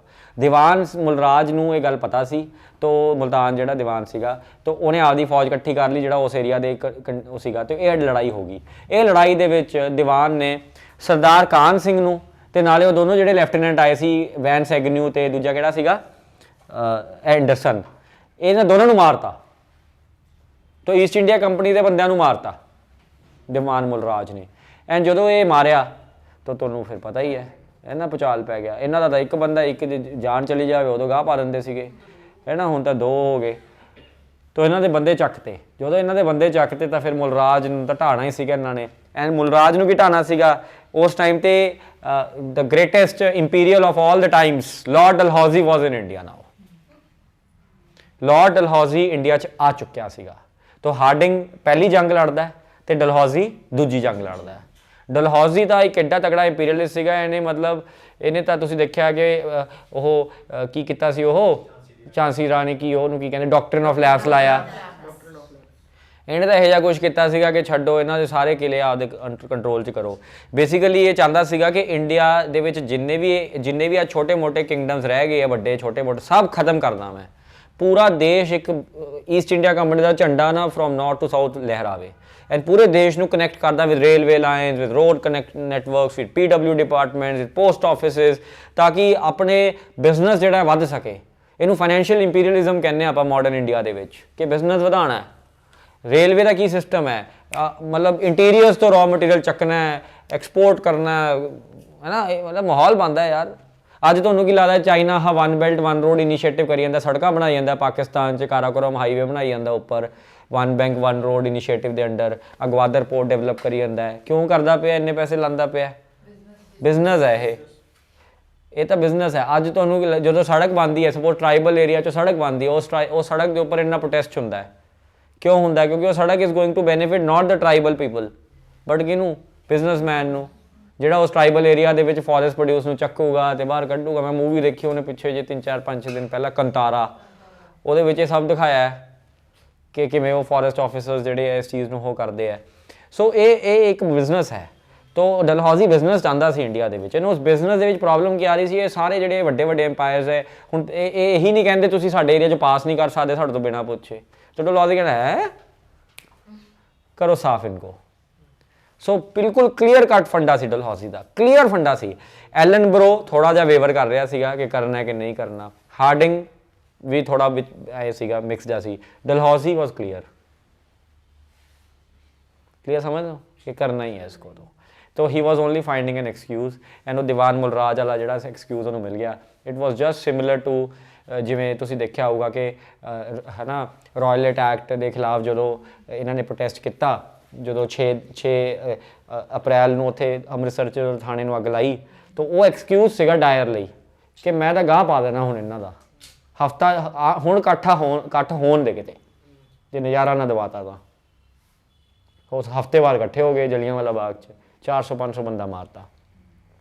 ਇਹ ਉਦੋਂ ਬਾਅਦ ਕੀ ਕਰਨਗੇ, ਕੀ ਕਹਿੰਦੇ ਆ ਇਹ, ਕੀ ਕਹਿੰਦੇ ਆ ਤੁਸੀਂ ਕੀਤਾ ਜੀ ਇਹ। ਹੁਣ ਬਲੈਕ ਹੋਲ ਟ੍ਰੈਜੇਡੀ ਹੋਈ, ਐਕਸਕਿਊਜ਼ ਸੀਗਾ ਉਹ ਪੂਰਾ ਕਿ ਬਲੈਕ ਹੋਲ ਟ੍ਰੈਜੇਡੀ ਹੋਈ, ਬੰਗਾਲ ਦੇ ਵਿੱਚ ਸਿਰਾਜੂਦੌਲਾ ਨੇ ਬੰਦੇ ਵਾੜਤੇ ਸੀਗੇ, ਪਲਾਸੀ ਕਰਤੀ। ਪਲਾਸੀ ਥੋੜੀ ਕੀਤੀ ਸੀਗੀ, ਉਦੋਂ ਬਾਅਦ ਤਾਂ ਗਲਾਸੀ ਹੋਈ ਹੈ ਹੈ ਨਾ। ਇਹ ਸਿਰਫ ਤਰੀਕੇ ਹੈ ਜੀ, ਡੰਡਾ ਹੋਵੇ ਰਾਜ ਬਿਲਕੁਲ ਐਕਸਕਿਊਜ਼ ਕਰਾ ਦਿਓ ਕ੍ਰੀਏਟ, ਫਿਰ ਉਹ ਤੋਂ ਬਾਅਦ ਮਾਹੌਲ ਬਣ ਜਾਂਦਾ ਪੂਰਾ। ਤਾਂ ਇਹ ਚੀਜ਼ ਚੱਲੀ। ਕੋਈ ਲਾ ਨਹੀਂ, ਹੁਣ ਮੋਦੀ ਵੀ ਡਰ ਗਿਆ ਤਾਂ ਮੰਨ ਗਿਆ ਜੀ, ਠੀਕ ਹੈ ਜੀ। Yes bro, this is correct. We made him agree to our terms and conditions. तो ਹੁਣ जी है जी ਇਸ ਕਰਕੇ ਲਾਰਡ ਅਲਾਊਜ਼ੀ ਨੇ ਪ੍ਰੀ ਡਿਟਰਮਿਨਡ ਸੀਗਾ ਪੂਰਾ ਸਿਸਟਮ ਕਿ ਆਹ ਕੰਮ ਕਰਨਾ ਹੀ ਹੈ। ਦੀਵਾਨ ਇਹਨੇ ਐਕਚੁਅਲੀ ਬੰਦੇ ਵੀ ਚੂਜ਼ ਕੀਤੇ ਸੀ, ਦੀਵਾਨ ਮੁਲਰਾਜ ਤੋਂ ਸ਼ੁਰੂ ਹੋਊਗਾ ਪ੍ਰੋਸੈਸ, ਇਹਨੂੰ ਤੰਗ ਕਰੋ। ਉਹ ਮੈਨੂੰ ਲੱਗਦਾ ਕਿਊਰੀ ਵੀ ਉਹਨੇ ਆਈ ਭੇਜਿਆ ਸੀ ਕਿ ਤੂੰ ਲੜ ਕੇ ਆਈ ਉਹਦੇ ਨਾਲ। तो ਦੀਵਾਨ ਮੁਲਰਾਜ ਤੋਂ ਕੀਤਾ ਤੇ ਫਿਰ ਇਹਨੇ ਸਭ ਤੋਂ ਤਕੜਾ ਲੀਡਰ ਭੇਜਿਆ ਦਾ ਹਿਊਗ ਗਫ। ਕੌਣ, ਕੀ ਨਾਮ ਸੀ ਉਹਦਾ? ਹਿਊਗ ਗਫ। ਇਹ ਸੈਕਿੰਡ ਐਂਗਲੋ ਸਿੱਖ, ਫਸਟ 'ਚ ਵੀ ਆਉਂਦਾ ਇਹ ਹਿਊਗ ਗਫ, ਹਾਂ ਪਹਿਲੇ 2 ਵਾਰਸ 'ਚ ਆਇਆ ਬਿਲਕੁਲ। ਇਹਨੇ ਇੱਥੇ ਵੀ ਆ ਕੇ ਇਹ ਲੜਦਾ ਹੈ ਹਿਊਗ ਗਫ। ਐਂਡ ਇੱਥੇ ਤਾਂ ਇਨਫੈਕਟ 3 ਬੈਟਲਸ ਹੋਣਗੀਆਂ ਹੁਣ, ਠੀਕ ਹੈ। ਇੱਕ ਰਾਮਨਗਰ ਦੀ ਬੈਟਲ, ਇੱਕ ਚਿਲੀਆਂਵਾਲਾ ਦੀ ਬੈਟਲ ਤੇ ਇੱਕ ਹੋਊਗੀ ਮੁਲਤਾਨ ਦੀ ਜੰਗ, ਇੱਕ ਗੁਜਰਾਤ ਦੀ ਵੀ ਬੈਟਲ ਹੋਊਗੀ, ਠੀਕ ਹੈ। ਗੁਜਰਾਤ ਦੀ ਵੀ ਬੈਟਲ ਹੋਊਗੀ। ਜਿਹੜੀ ਚਿਲੀਆਂਵਾਲਾ ਦੀ ਬੈਟਲ ਹੈ ਉਹ ਮੁਲਤਾਨ ਦੀ ਆਕੂਪੇਸ਼ਨ ਹੈ। ਤਾਂ 3 ਹੋਣਗੀਆਂ, ਰਾਮਨਗਰ, ਚਿਲੀਆਂਵਾਲਾ ਤੇ ਗੁਜਰਾਤ। ਇਹ ਉਹ ਗੁਜਰਾਤ ਨਹੀਂ ਹੈ ਮੋਦੀ ਦਾ, ਠੀਕ ਹੈ। ਇਹ ਪਾਕਿਸਤਾਨ 'ਚ ਹੈਗਾ ਇੱਕ, ਹੋਰ ਕਿਤੇ ਸਮਝ ਜਾਓਗੇ ਤਾਂ ਗੁਜਰਾਤ ਸਿੱਖ ਪੰਜਾਬ 'ਚ ਹੁੰਦਾ ਸੀ ਗੁਜਰਾਤ ਹੈ ਨਾ। ਜਿਹੜਾ ਉਹ ਆਹ ਵਾਲਾ ਗੁਜਰਾਤ ਹੈ ਨਾ, ਉਹ GUJA ਹੈ। ਜਿਹੜਾ ਆਪਣੇ ਵਾਲਾ ਇੰਡੀਆ ਵਾਲਾ ਗੁਜਰਾਤ ਹੈ, ਇਹ ਹੈਗਾ GUJR, ਇਹਦੇ 'ਚ A ਨਹੀਂ ਹੈਗਾ। ਇਹ ਹੈਗਾ ਪਾਕਿਸਤਾਨ 'ਚ, ਹੋਰ ਕਿਸੇ। ਵਧੀਆ ਸੀਗਾ ਗੁਜਰਾਤੀ। ਫਿਰ ਅਹਿਮਦਾਬਾਦ ਨਹੀਂ, ਹੈਦਰਾਬਾਦ ਹੈ। ਤਾਂ ਦੇਖੋ ਪਹਿਲਾਂ ਰਾਮਨਗਰ ਦੀ ਬੈਟਲ ਦੇ ਵਿੱਚ ਸ਼ੇਰ ਸਿੰਘ ਅਟਾਰੀਵਾਲਾ ਜਿਹੜੇ ਆ ਲੜੇ ਸੀਗੇ। ਐਂਡ ਤੁਸੀਂ ਦੇਖੋ ਕਿ ਪਹਿਲੀਆਂ 2 ਜੰਗਾਂ ਇਹ ਜਿੱਤੇ ਸੀਗੇ ਆਪਾਂ। ਸ਼ੇਰ ਸਿੰਘ ਅਟਾਰੀਵਾਲਾ ਜਿੱਥੇ ਇਨਵੋਲਵ ਹੋ ਗਿਆ, ਜਿੱਤਣਾ ਹੀ ਹੈ, ਜ਼ਬਰਦਸਤ ਬੰਦੇ ਸੀ। ਜਿਵੇਂ ਉਹ ਪਹਿਲਾਂ ਆਪਾਂ ਰਾਮਗੜੀਆ ਦੇਖੇ, ਹਾਂ ਮਜੀਠੀਆ ਸਾਹਿਬ ਦੇਖੇ, ਉਵੇਂ ਸ਼ੇਰ ਸਿੰਘ ਅਟਾਰੀਵਾਲਾ ਸੀ। ਤਾਂ ਪਹਿਲੀ ਜੰਗ ਵੀ ਜਿੱਤੇ, ਦੂਜੀ ਜੰਗ ਵੀ ਜਿੱਤੇ, ਲੇਕਿਨ ਤੀਜੀ ਜੰਗ ਦੇ ਵਿੱਚ ਜਿਹੜੀ ਗੁਜਰਾਤ ਦੀ ਬੈਟਲ ਸੀਗੀ ਉਹਦੇ ਵਿੱਚ ਮਤਲਬ ਹਾਰ ਗਏ ਸੀ। ਐਂਡ ਉਹਦੇ ਵਿੱਚ, ਠੀਕ ਹੈ, ਬਹੁਤ ਜ਼ਿਆਦਾ ਗਨ ਬੈਟਲ ਚੱਲਦੀ ਹੈ ਜੰਗ, ਹੈ ਨਾ। ਕੱਲੀ ਆਰਟਿਲਰੀ ਨਹੀਂ ਸੀਗੀ, ਕੱਲੀ ਆਰਟਿਲਰੀ ਸੀਗੀ, ਮਤਲਬ ਕੱਲੀ ਸਵॉर्ड ਸਕਿੱਲਸ ਐਂਡ ਇਹ ਸਾਰੀ ਬੈਟਲ ਨਹੀਂ ਸੀਗੀ, ਗਨ ਬੈਟਲ ਸੀ ਟੋਟਲ। ਉਧਰੋਂ ਵੀ ਆਰਟਿਲਰੀ ਫਾਇਰ ਚੱਲ ਰਹੀ ਹੈ, ਇੱਧਰੋਂ ਵੀ ਆਰਟਿਲਰੀ ਫਾਇਰ ਚੱਲ ਰਹੀ ਹੈ। ਲੇਕਿਨ ਅੰਗਰੇਜ਼ਾਂ ਦੇ ਨਾਲ ਆਰਟਿਲਰੀ ਫਾਇਰ 'ਚ ਜਿੱਤਣਾ ਇੰਪੋਸੀਬਲ ਸੀਗਾ, ਬਿਕੋਜ਼ ਦੇ ਕੇਮ ਵਿਦ ਹਿਊਜ ਆਰਟਿਲਰੀ। ਉਹਨਾਂ ਦੀ ਸੋਫਿਸਟੀਕੇਟਡ ਆਰਟਿਲਰੀ, ਬਹੁਤ ਜ਼ਬਰਦਸਤ ਆਰਟਿਲਰੀ ਸੀਗੀ ਉਹਨਾਂ ਕੋਲ। ਆਰਟਿਲਰੀ ਮਤਲਬ ਗਨਸ ਐਂਡ ਤੋਪਾਂ ਤੇ ਉਹ ਸਾਰੀ ਚੀਜ਼ਾਂ। ਤਾਂ ਤੋਪਾਂ ਠੋਕ ਠੋਕ ਕੇ ਇਹਨਾਂ ਨੇ ਇਹਨਾਂ ਵਾਲਾ ਗਾਹ ਪਾਤਾ ਵਿਚਾਰਿਆਂ ਦਾ ਕਿ ਇਹਨਾਂ ਤੋਂ ਮਤਲਬ ਹੋਇਆ ਹੀ ਨਹੀਂਗਾ। ਥਰਡ ਬੈਟਲ ਜਿਹੜੀ ਸੀਗੀ ਉਹ ਬਸ ਆਖਰੀ ਸਾਹਾਂ ਦੀ ਬੈਟਲ ਸੀਗੀ ਕਿ ਆਪਾਂ ਹੁਣ ਬਸ ਮਰਨਾ ਜਾਂ ਮਾਰਨਾ, ਬਸ ਆਈ ਸੀ। ਤਾਂ ਐਟ ਦੀ ਐਂਡ ਇਹ ਮੈਂ ਜਦੋਂ ਮੈਂ ਇਹਨੂੰ ਪੜ੍ਹਿਆ ਕਿਤਾਬ 'ਚ, ਇਹ ਮਾਹੌਲ ਬਣ ਗਿਆ ਸੀਗਾ ਕਿ ਸਿੱਖ ਇੰਨੇ ਘੱਟ ਰਹਿ ਗਏ ਸੀਗੇ, ਉਹਨਾਂ ਕੋਲ ਹੋਰ ਕੋਈ ਆਪਸ਼ਨ ਨਹੀਂ ਬਚੀ ਸੀ। ਇਹ ਤੋਪਾਂ ਦੇ ਸਾਹਮਣੇ ਜਾ ਕੇ ਖੜੇ ਹੋ ਗਏ ਸੀਗੇ ਕਿ ਮਾਰ ਦਿਓ। ਇਸ ਲੈਵਲ ਦੀ ਬਰੇਵਰੀ ਦਿਖਾਈ ਸੀਗੀ ਕਿ ਅਸੀਂ ਭੱਜਾਂਗੇ ਨਹੀਂ, ਤੋਪ ਦੇ ਸਾਹਮਣੇ ਖੜੇ ਹਾਂ ਤੇ ਹੁਣ ਤੁਸੀਂ ਹੈ ਨਾ ਮਾਰ ਦਿਓ। ਤਾਂ ਇਹ ਇਸ ਲੈਵਲ ਦੀ ਬਰੇਵਰੀ ਦਿਖਾਈ ਸੀ। ਤਾਂ ਤੋਪਾਂ ਉਹਨਾਂ ਨੇ ਕਿਹੜਾ ਛੱਡਣਾ ਸੀ ਉਹ, ਹੈ ਨਾ। ਜਿਵੇਂ ਉਹ ਮੂਵੀ ਨਾ ਆਈ ਸੀ ਇੱਕ ਬਾਰਡਰ, ਤਾਂ ਬਾਰਡਰ 'ਚੋਂ ਸੁਨੀਲ ਸ਼ੈਟੀ ਦਾ ਸੀਨ ਨਹੀਂ ਹੁੰਦਾ, ਉਹ ਮਾਈਨ ਚੱਕ ਕੇ ਮੈਂ ਵਾਪਸ ਆਊਂਗਾ ਐਂ ਜਾਂਦੇ ਹੁੰਦੇ ਥੱਲੇ ਦੇ ਦਿੰਦਾ ਉਹ ਟੈਂਕ ਦੇ। ਬਹੁਤ ਉਹ ਜਿਹਾ ਮਾਹੌਲ ਬਣ ਗਿਆ ਸੀ। ਦੇਖੀ ਕਿਸੇ ਨੇ ਬਾਰਡਰ, ਹੈ ਨਾ, ਉਹਦੇ 'ਚ ਹੁੰਦਾ ਨਹੀਂ ਉਹ, ਹਾਂ ਟੈਂਕ ਦੇ ਥੱਲੇ ਲਾ ਦਿੰਦਾ। ਉਹ ਸੀਨ ਬੜਾ ਵਧੀਆ ਹੁੰਦਾ ਹੈ। ਬਾਅਦ 'ਚ ਉਹ ਸਨੀ ਦਿਓਲ ਫੋਨ ਕਰਿਆ ਹੁੰਦਾ ਜੈਕੀ ਸ਼ਰਾਫ ਨੂੰ, यार कब तुम निकलोगे, कहना हमारे ऑर्डर्स हैं 4 बजे सुबह निकलेंगे, हम फ्लाई नहीं कर सकते, हाँ 4:30 बजे। बाद वो वेट कर रहे थे, मरी जाने तेन है ना, बोले तुम आ नहीं रहे। फिर वो फाइनली जाके की है 4:30 बजे ते वो फ्लाई कर देते, 71 की लड़ाई लड़ते हैं। एक बहुत बड़ी प्रॉब्लम है ਜਿਹਨੂੰ ਸੋਲਵ ਕੀਤਾ ਹੈ ਹੁਣੇ, ਜਦੋਂ ਇਹਨਾਂ ਨੇ ਹੁਣ ਪਹਿਲਾਂ ਕੀ ਸੀ ਨਾ ਇਹ ਕਰਮ, ਪਹਿਲਾਂ 3 ਕਮਾਂਡਸ ਡਿਫਰੈਂਟ ਸੀਗੇ। ਆਰਮੀ ਅਲੱਗ ਕਮਾਂਡ ਨਾਲ ਚੱਲਦੀ ਸੀਗੀ, ਨੇਵੀ ਅਲੱਗ ਕਮਾਂਡ ਨਾਲ ਚੱਲਦੀ ਸੀਗੀ। ਤਾਂ ਫਿਰ ਉਹ ਆਰਮੀ ਵਾਲੇ ਨੇ ਹੁਣ ਦੇਖੋ ਲੜਾਈ ਲੜੀ ਹੋਈ, ਤੁਸੀਂ ਆਰਮੀ ਵਾਲੇ WhatsApp ਕਰੀ ਜਾਂਦੇ ਨੇਵੀ ਵਾਲਿਆਂ ਨੂੰ ਜਾਂ ਹੈ ਨਾ 에ਅਰਫੋਰਸ ਵਾਲਿਆਂ ਨੂੰ, ਭਾਜੀ ਪਲੀਜ਼ ਸਪੋਰਟ ਕਰ ਦਿਓ, ਭਾਜੀ ਪਲੀਜ਼ ਸਪੋਰਟ ਕਰ ਦਿਓ। ਉਹ ਕਹੀ ਜਾਂਦੀ ਅਸੀਂ ਤੁਹਾਡੀ ਤਾਂ ਕਮਾਂਡ ਮੰਨ ਹੀ ਨਹੀਂ ਸਕਦੇ, ਸਾਨੂੰ ਤਾਂ ਆਪਦੀ ਕਮਾਂਡ ਮੰਨਣੀ ਹੈ, ਸਾਡੇ ਸੁਪੀਰੀਅਰ ਜੋ ਕਹਿਣਗੇ ਤਾਂ ਆਵਾਂਗੇ। ਕੰਟਰੋਲ ਕਰੇ, ਲੋਕਤੰਤਰ ਖਤਮ ਕਰਨਾ ਤਾਂ ਹੀ ਸੀਡੀਐਸ ਲਾਇਆ। ਲੋਕਤੰਤਰ ਨਹੀਂ ਖਤਮ ਕਰਨਾ, ਦੇਸ਼ ਨੂੰ ਸੇਵ करना है। चाइना का यूनिफाइड कमांड है, ऐसे कुछ नहीं है, ये गलत बात मत बोलोगे। CDS यूनिफाइड कमांड चाहिए, चाइना का यूनिफाइड कमांड है। ਪਹਿਲਾਂ ਸਾਰਾ ਤਿੰਨਾਂ ਜਿਹੜੇ ਫੌਜਾਂ ਦੇ ਮੁਖੀ ਸੀ ਉਹਨਾਂ ਨੂੰ ਇਕੱਠੇ ਲੋਕਤੰਤਰ ਤਾਂ ਦੇਖੋ ਆਪਣੇ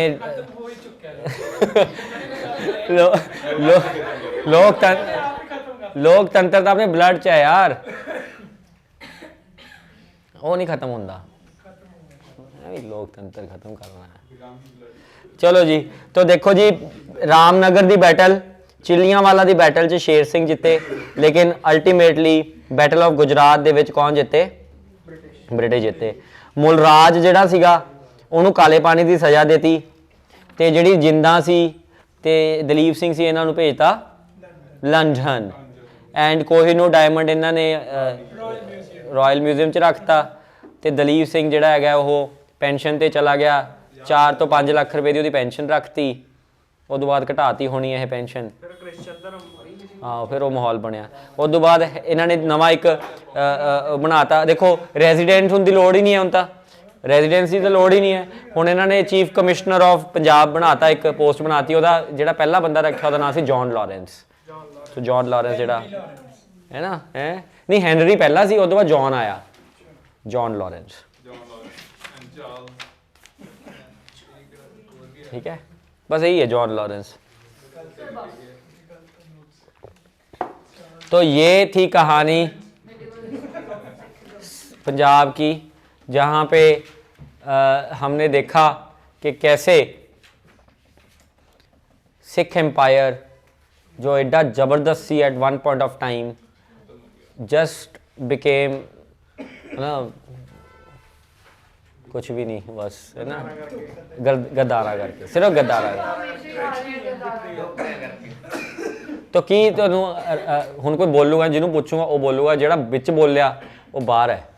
ठीक है, हाँ विच नहीं बोलना किसी दे भी। ठीक है प्रदीप, क्या लगा तेरे को ये पूरे एपिसोड से कि क्यों ये हुआ, क्या लर्निंग क्या है? Learning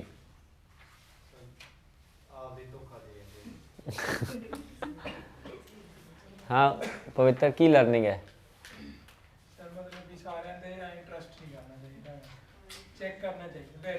verify. हाँ जी मोहिता की लर्निंग है?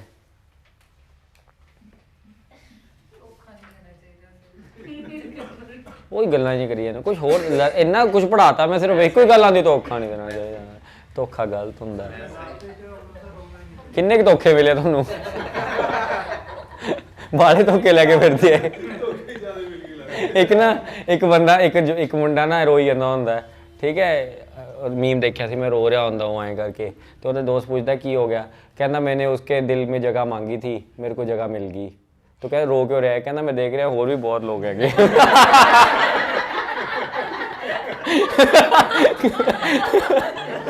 दिल से जगह ही बहुत, नीचे लिखा था बहुत जगह है, बहुत जगह है बहुत जगह है, वो मीम जा नहीं हैगा, बहुत जगह है, कहाँ जगह है? वो कहता है तो जगह ही बहुत सी और भी बहुत बैठी है। तो पवित्र कोई और दस है, महाराजा रणजीत सिंह तो की सीखा यार?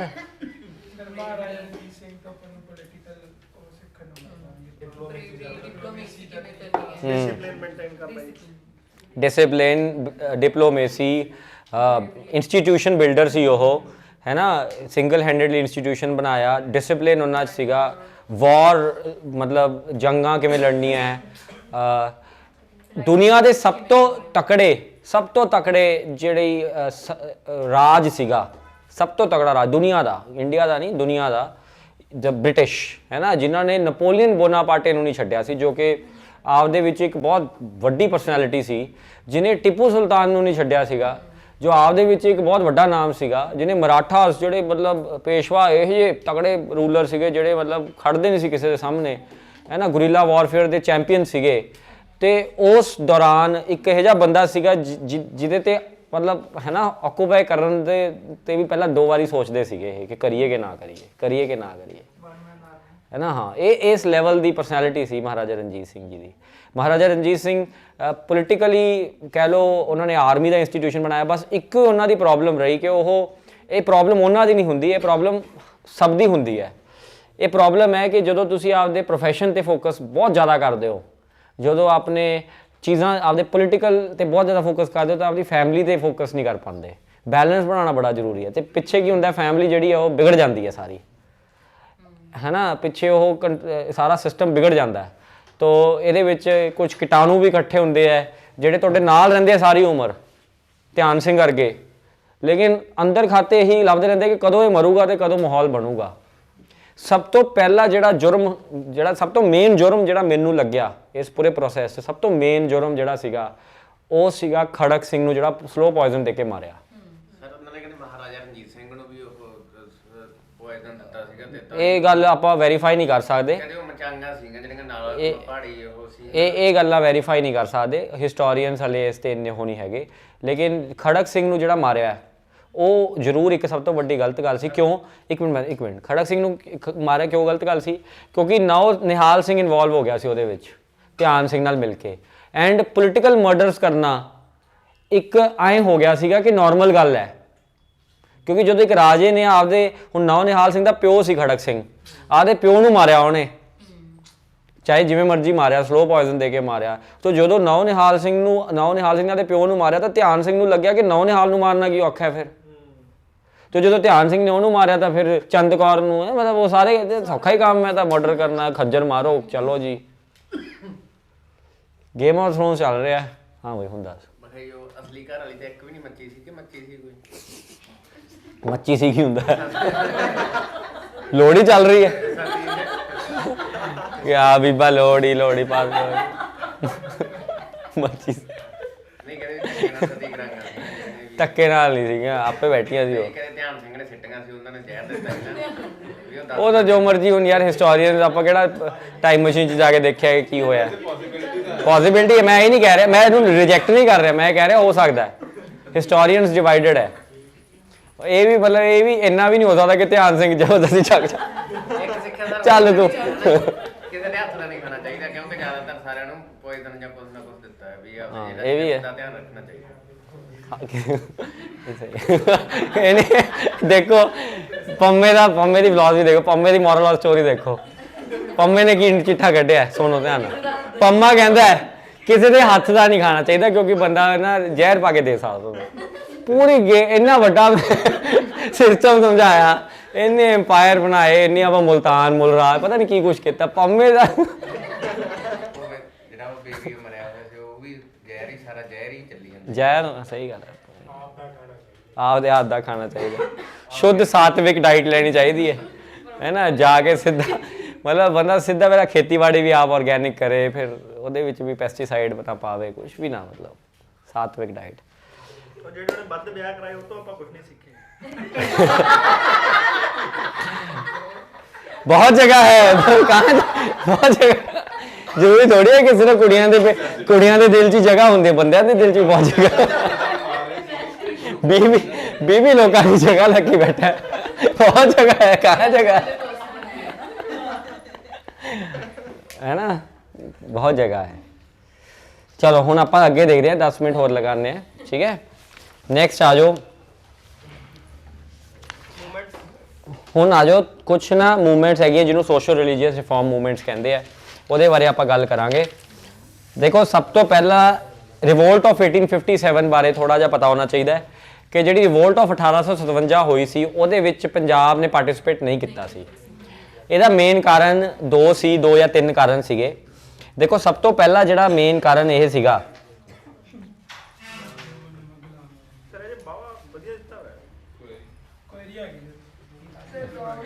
ਕੌਣ ਹੈ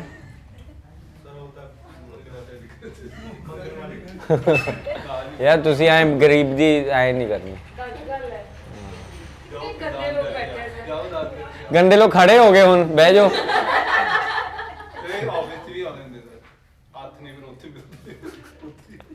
अच्छा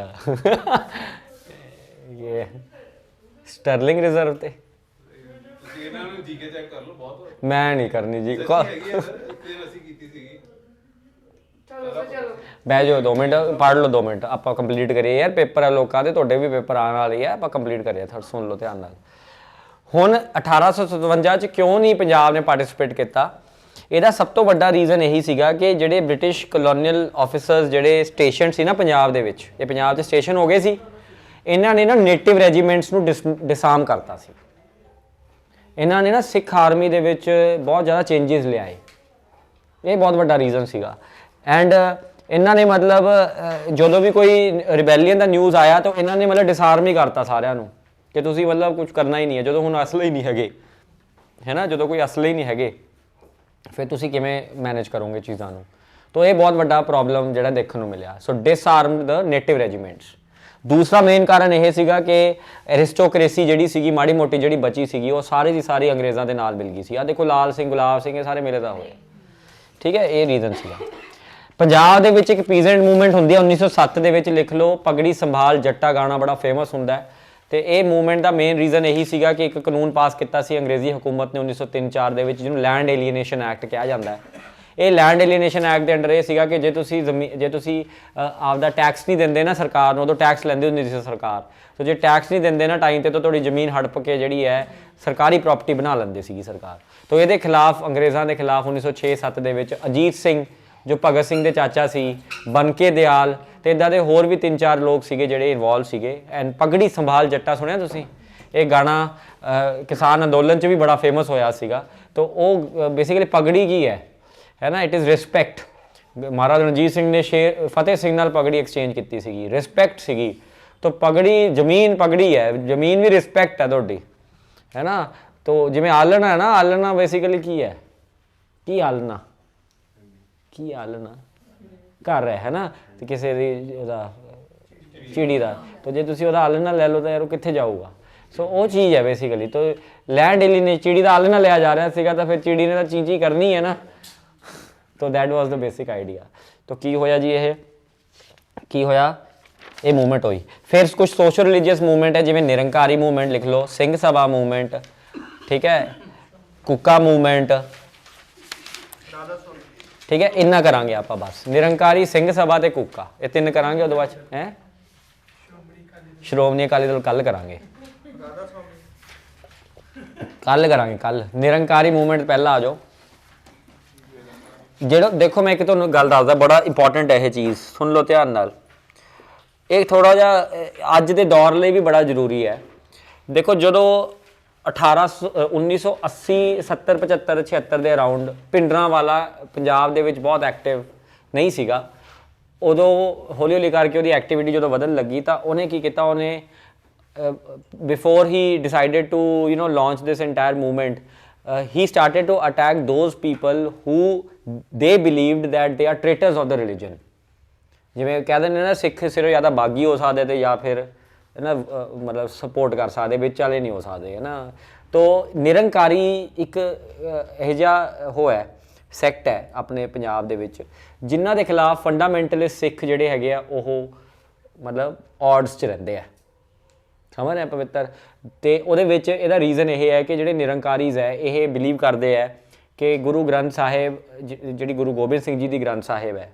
ਉਹ ਇੰਨੀ ਇੰਪੋਰਟੈਂਟ ਨਹੀਂ ਹੈ ਇਸ ਤੋਂ ਪਹਿਲਾਂ ਜਿਹੜੇ 5-6 ਜਿਹੜੇ 5 ਗੁਰੂ ਸੀ ਉਹਨਾਂ ਦੀ ਜਿਹੜੀ ਆਦਿ ਗ੍ਰੰਥ ਹੈ ਉਹ ਜ਼ਿਆਦਾ ਇੰਪੋਰਟੈਂਟ ਹੈ as compare to Guru Granth Sahib ਦੂਜਾ ਇਹ ਬਿਲੀਵ ਕਰਦੇ ਆ ਕਿ ਗੁਰੂ ਨਾਨਕ ਦੇਵ ਜੀ ਇੰਪੋਰਟੈਂਟ ਸੀਗੇ ਲੇਕਿਨ ਜਿਹੜਾ ਆਪਾਂ ਨੇ ਮਿਲੀਟੈਂਸੀ ਕ੍ਰੀਏਟ ਕੀਤੀ ਹੈ ਇਹ ਮਤਲਬ ਠੀਕ ਨਹੀਂ ਸੀ ਹੈਗੀ ਇਹ ਬਿਲੀਵ ਕਰਦੇ ਨਿਰੰਕਾਰੀਜ਼ ਐਂਡ ਨਿਰੰਕਾਰੀਆਂ ਦਾ ਇਹ ਆਈਡੀਆ ਜਿਹੜਾ ਹੈਗਾ ਟੋਟਲੀ ਫੰਡਾਮੈਂਟਲਿਸਟ ਸਿੱਖਾਂ ਦੇ ਅਗੇਂਸਟ ਹੋ ਜਾਂਦਾ ਤਾਂ ਇਹ ਇੱਕ ਨਾ ਪੋਲਿਟਿਕਸ ਹੈ ਇਹ ਤੇ 1978 ਚ ਨਾ ਇੱਕ ਨਿਰੰਕਾਰੀ ਮੈਸੇਕਰ ਹੋਇਆ ਸੀਗਾ ਪੰਜਾਬ 'ਚ 1978 ਜਿਹਨੇ ਭਿੰਡਰਾਂਵਾਲੇ ਤੇ ਉਹਦੇ ਸਪੋਰਟਰਸ ਨੇ ਜਿਹੜਾ ਨਿਰੰਕਾਰੀਆਂ ਤੇ ਅਟੈਕ ਕੀਤਾ ਸੀ ਐਂਡ ਕਾਫੀ ਅੰਮ੍ਰਿਤਸਰ 'ਚ ਨਿਰੰਕਾਰੀ ਮਾਰੇ ਸੀ ਆਪਣੇ ਵੀ ਪੰਜਾਬ ਦੇ ਵਿੱਚ ਸਾਡੇ ਘਰ ਦੇ ਬਿਲਕੁਲ ਕੋਲ ਹੀ ਨਿਰੰਕਾਰੀ ਭਵਨ ਹੈਗਾ ਸਰ ਨਿਰੰਕਾਰੀਆਂ ਨੇ ਮਾਰੇ ਸੀ ਸਿੱਖ ਨਹੀਂ ਸਿੱਖਾਂ ਨੇ ਨਿਰੰਕਾਰੀ ਮਾਰੇ ਸੀਗੇ ਉਹ ਤਾਂ ਪਹਿਲੇ ਹੀ ਉਹ ਕਹਿ ਰਹੇ ਵੀ ਅਸੀਂ ਇਸ ਚੀਜ਼ ਦੇ ਖਿਲਾਫ ਹਾਂ ਉਹ ਨਹੀਂ ਮਾਰੇ ਸੀ ਤਾਂ ਇਹ ਬੇਸਿਕਲੀ 1978 ਦੇ ਵਿੱਚ ਹੋਇਆ ਸੀ ਠੀਕ ਹੈ ਤਾਂ ਇੱਥੇ ਵੀ ਤੁਸੀਂ ਦੇਖੋ ਕਿ ਜਦੋਂ ਨਿਰੰਕਾਰੀ ਭਵਨ ਸਾਡੇ ਬਿਲਕੁਲ ਘਰ ਦੇ ਕੋਲ ਹੈ ਮੇਨ ਰੋਡ ਤੇ ਹੀ ਹੈ ਨਈ ਬਸਤੀ 'ਚ, ਹੈ ਨਾ। ਤੇ ਉੱਥੇ ਨਾ ਕਈ ਵਾਰੀ ਕੀ ਹੁੰਦਾ, ਜਦੋਂ ਇਲੈਕਸ਼ਨਾਂ ਦਾ ਟਾਈਮ ਹੁੰਦਾ ਹੈ ਤਾਂ ਇਹ ਗੱਲਾਂ ਸੁਣਨ ਨੂੰ ਮਿਲਦਾ ਕਿ ਨਿਰੰਕਾਰੀ ਭਵਨ ਕੋਲੇ ਬੰਬ ਮਿਲਿਆ ਜੀ।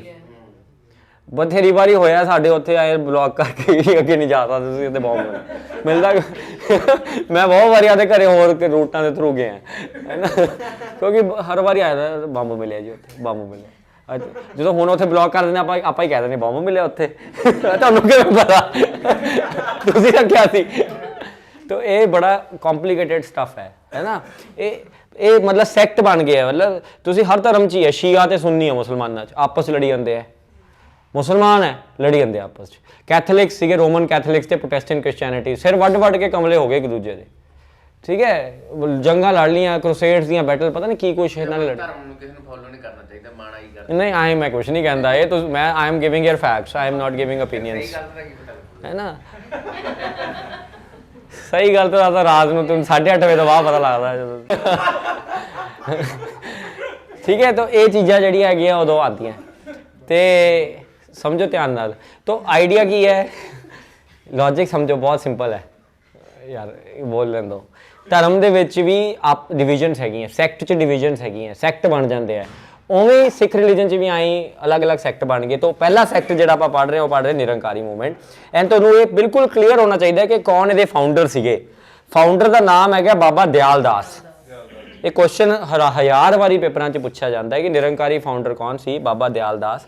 And Baba Dyal Das totally idol worship ਤੇ ਬ੍ਰਾਹਮਣਿਕਲ ਰਿਚੁਅਲਸ ਦੇ ਬਿਲਕੁਲ ਖਿਲਾਫ ਸੀ, ਟੋਟਲੀ। ਐਂਡ ਇਹ ਹੁਕਮਨਾਮਾਜ਼ ਇਸ਼ੂ ਕਰਦੇ ਸੀ। And they disapproved the militant brotherhood of Khalsa, disapproved the militant brotherhood, ਮਤਲਬ they R basically talking about ਜੋ 1699 'ਚ ਖਾਲਸਾ ਦੀ ਸਥਾਪਨਾ ਕੀਤੀ ਗਈ, ਉਹ ਇਹ ਅਗਰੀ ਨਹੀਂ ਕਰਦੇ। तो ये नाल ही फिर भिंडरां वाले ऑब्वियस जी गल है, they are the Akal Takht, तो पॉलिटिक्स है वो पूरी। तो फिर ये टोटली ऑड्स है। एंड निरंकारी दरबार इन्हों के जोड़े हैडकुआटर्स है वो चंडीगढ़ च है। तो ये सी मूवमेंट। दूजी आ जाओ, दूजी हैगी सिंह सभा मूवमेंट।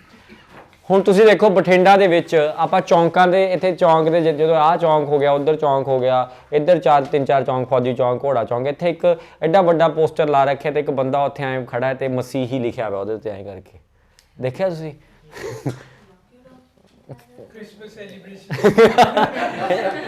एक्चुअली तुसीं तां नहीं देखिया बिकॉज तुहानूं ज़्यादा फर्क नहीं पैंदा है ना, नहीं फर्क पैंदा है। मसी मतलब बेसिकली ये दो बंदिਆਂ ਨੂੰ दिखदा है, एक तो उन्होंने दिखता है ਜਿਹੜੇ ਉਹਦੇ सपोर्टर है, ਤੇ ਇੱਕ ਉਹਨਾਂ ਨੂੰ ਦਿਖਦਾ ਜਿਹੜੇ ਉਹਦੇ डिसेंटर्स है। ਇਹ ਜਿਹੜੇ ਤੁਸੀਂ ਹੋ ਨਾ, ਜਿਵੇਂ ਜਿਹਨਾਂ ਨੂੰ ਕੋਈ ਫਰਕ ਨਹੀਂ ਪੈਂਦਾ, ਉਹਨਾਂ ਨੂੰ ਨਹੀਂ ਦਿਖਦੀਆਂ ਚੀਜ਼ਾਂ। ਇਹ ਸੱਚ ਹੈ, ਇਹ ਦੁਨੀਆ ਦਾ ਸੱਚ ਹੈ। ਹੁਣ ਤੁਸੀਂ ਉਹੀ ਚੀਜ਼ ਦੇਖੋਗੇ ਨਾ ਜਿਹੜੀ ਤੁਹਾਨੂੰ ਪਸੰਦ ਹੈ, ਜਾਂ ਉਹ ਚੀਜ਼ ਦੇਖੋਗੇ ਜਿਹੜੀ ਤੁਹਾਨੂੰ ਨਾ ਪਸੰਦ ਹੈ, ਵਿੱਚ ਵਾਲਾ ਤਾਂ ਤੁਹਾਨੂੰ ਕੋਈ ਦਿਖਦਾ ਹੀ ਕੁਛ ਨਹੀਂ ਹੈਗਾ। ਇੱਥੇ ਚਲੇ ਜਾਂਦੇ ਹੋ, ਬਹੁਤ ਕੁਛ ਹੈਗਾ ਨਹੀਂ ਦਿਖਦਾ ਤੁਹਾਨੂੰ, ਹੈ ਨਾ। ਤਾਂ ਜਿਹਨੂੰ ਪਸੰਦ ਆ ਉਹਨੂੰ ਦੇਖੂਗਾ, ਤੇ ਜਿਹਨੂੰ ਨਹੀਂ ਪਸੰਦ ਹੈ ਉਹਨੂੰ ਦੇਖੂਗਾ। ਹੁਣ ਪਸੰਦ ਕਿਹਨੂੰ ਹੈ? ਜਿਹੜੇ ਕ੍ਰਿਸਚਨਸ ਹੈਗੇ ਆ, ਹੈ ਨਾ, ਕਿ ਹਾਲੇਲੂਇਆ ਕਨਵਰਟ ਕਰਦਾ, ਇਹ ਕਰਤਾ ਉਹ ਕਰਤਾ। ਅਸੀਂ ਉਹ ਕੈਟ ਦੇ ਵਿੱਚ ਵੀ ਦਿਖਾਉਂਦੇ ਆ ਕਿ ਉਹ ਜਿਹੜੀ ਪੁਲਿਸ ਵਾਲੀ ਹੁੰਦੀ ਹੈ ਉਹ ਕਨਵਰਟਡ ਹੁੰਦੀ ਹੈ। तो जी लोअर कास्ट पॉपूलेशन है ये अपने है ना धर्म परिवर्तन कर लेंगे तो क्रिश्चियंस बन जाते हैं। तो जोड़े नहीं पसंद है ये कौन है? खालसा वाले। तो साडा धर्म खत्म किया जा रहा। क्रिश्चियन मिशनरीज़ के खिलाफ ये कहानी नहीं बनती, अमृतपाल कहानी नहीं बना रहे क्रिश्चियन मिशनरीज़ के खिलाफ, है ना। उदों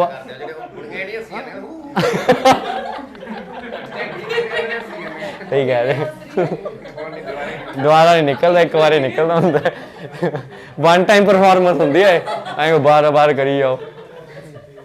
हाँ ये सही कह रहे हैं, जिवें वो कहते यीशु आ गया, यीशु आ गया।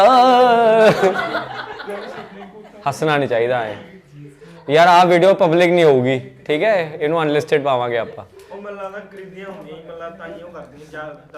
ਇਹਦੇ ਤੇ ਵੀ ਫੋਕਸ ਕਰ ਲਓ ਮਾੜਾ ਜਿਹਾ, ਉਹਨਾਂ ਤੇ ਵੀ ਕਰੋ। ਇਹ ਬੰਦੇ ਦੀ ਸ਼ਕਲਾਂ ਦਿਖਾਵਾਂਗੇ ਆਪਾਂ, ਫੇਰ ਜਾ ਕੇ ਪਬਲਿਕ ਕਰਾਂਗੇ ਇਹ video. It is a very dangerous video to put on the YouTube। ਕੱਲ ਨੂੰ ਮੇਰੇ ਸਾਹਮਣੇ ਧਰਨਾ ਲਾ ਕੇ ਨਾ, ਬਾਹਰ ਧਰਨਾ ਲਾ ਕੇ ਬੈਠੇ ਰਹਿਣ, ਤੈਨੂੰ ਸਾਡੇ ਯੇਸੂ ਦੇ ਉੱਪਰ ਭਰੋਸਾ ਨਹੀਂ ਹੈਗਾ। ਮੈਂ ਉਹਨਾਂ ਨੂੰ ਕਹੀ ਜਾਵਾਂ, ਮੈਂ 15 ਸਾਲ ਤੁਹਾਡੇ ਯੇਸੂ ਨਾਲ ਹੀ ਗੁਜ਼ਾਰੇ, ਜੋ ਛੋਟੇ ਹੁੰਦੇ ਤੋਂ ਕਨਵੈਂਟ 'ਚ ਪੜ੍ਹਿਆ ਮੈਂ। 15-20 ਸਾਲ hallelujah our father in heaven holy भी 15-20 साल ना ही किया जी। अखा मीच के आए घर और फादर इन हेवन, मनिंदर तेरी अखा खुलियां पई हैं, मैडम जानबूझ के खोली, बोर हो गए सी कोई प्लान कर देते सी है ना। तो वो चीज़ है। तो वो मसीही ਜਿਹੜੇ ਗਰੁੱਪ ਹੈਗਾ ਇਹ ਕੀ ਕਰਦੇ ਪਏ ਆ ਸਰ, ਕੀ ਕਰਦੇ ਪਏ ਆ, ਇਹ ਕਨਵਰਟ ਕਰਦੇ ਪਏ ਆ।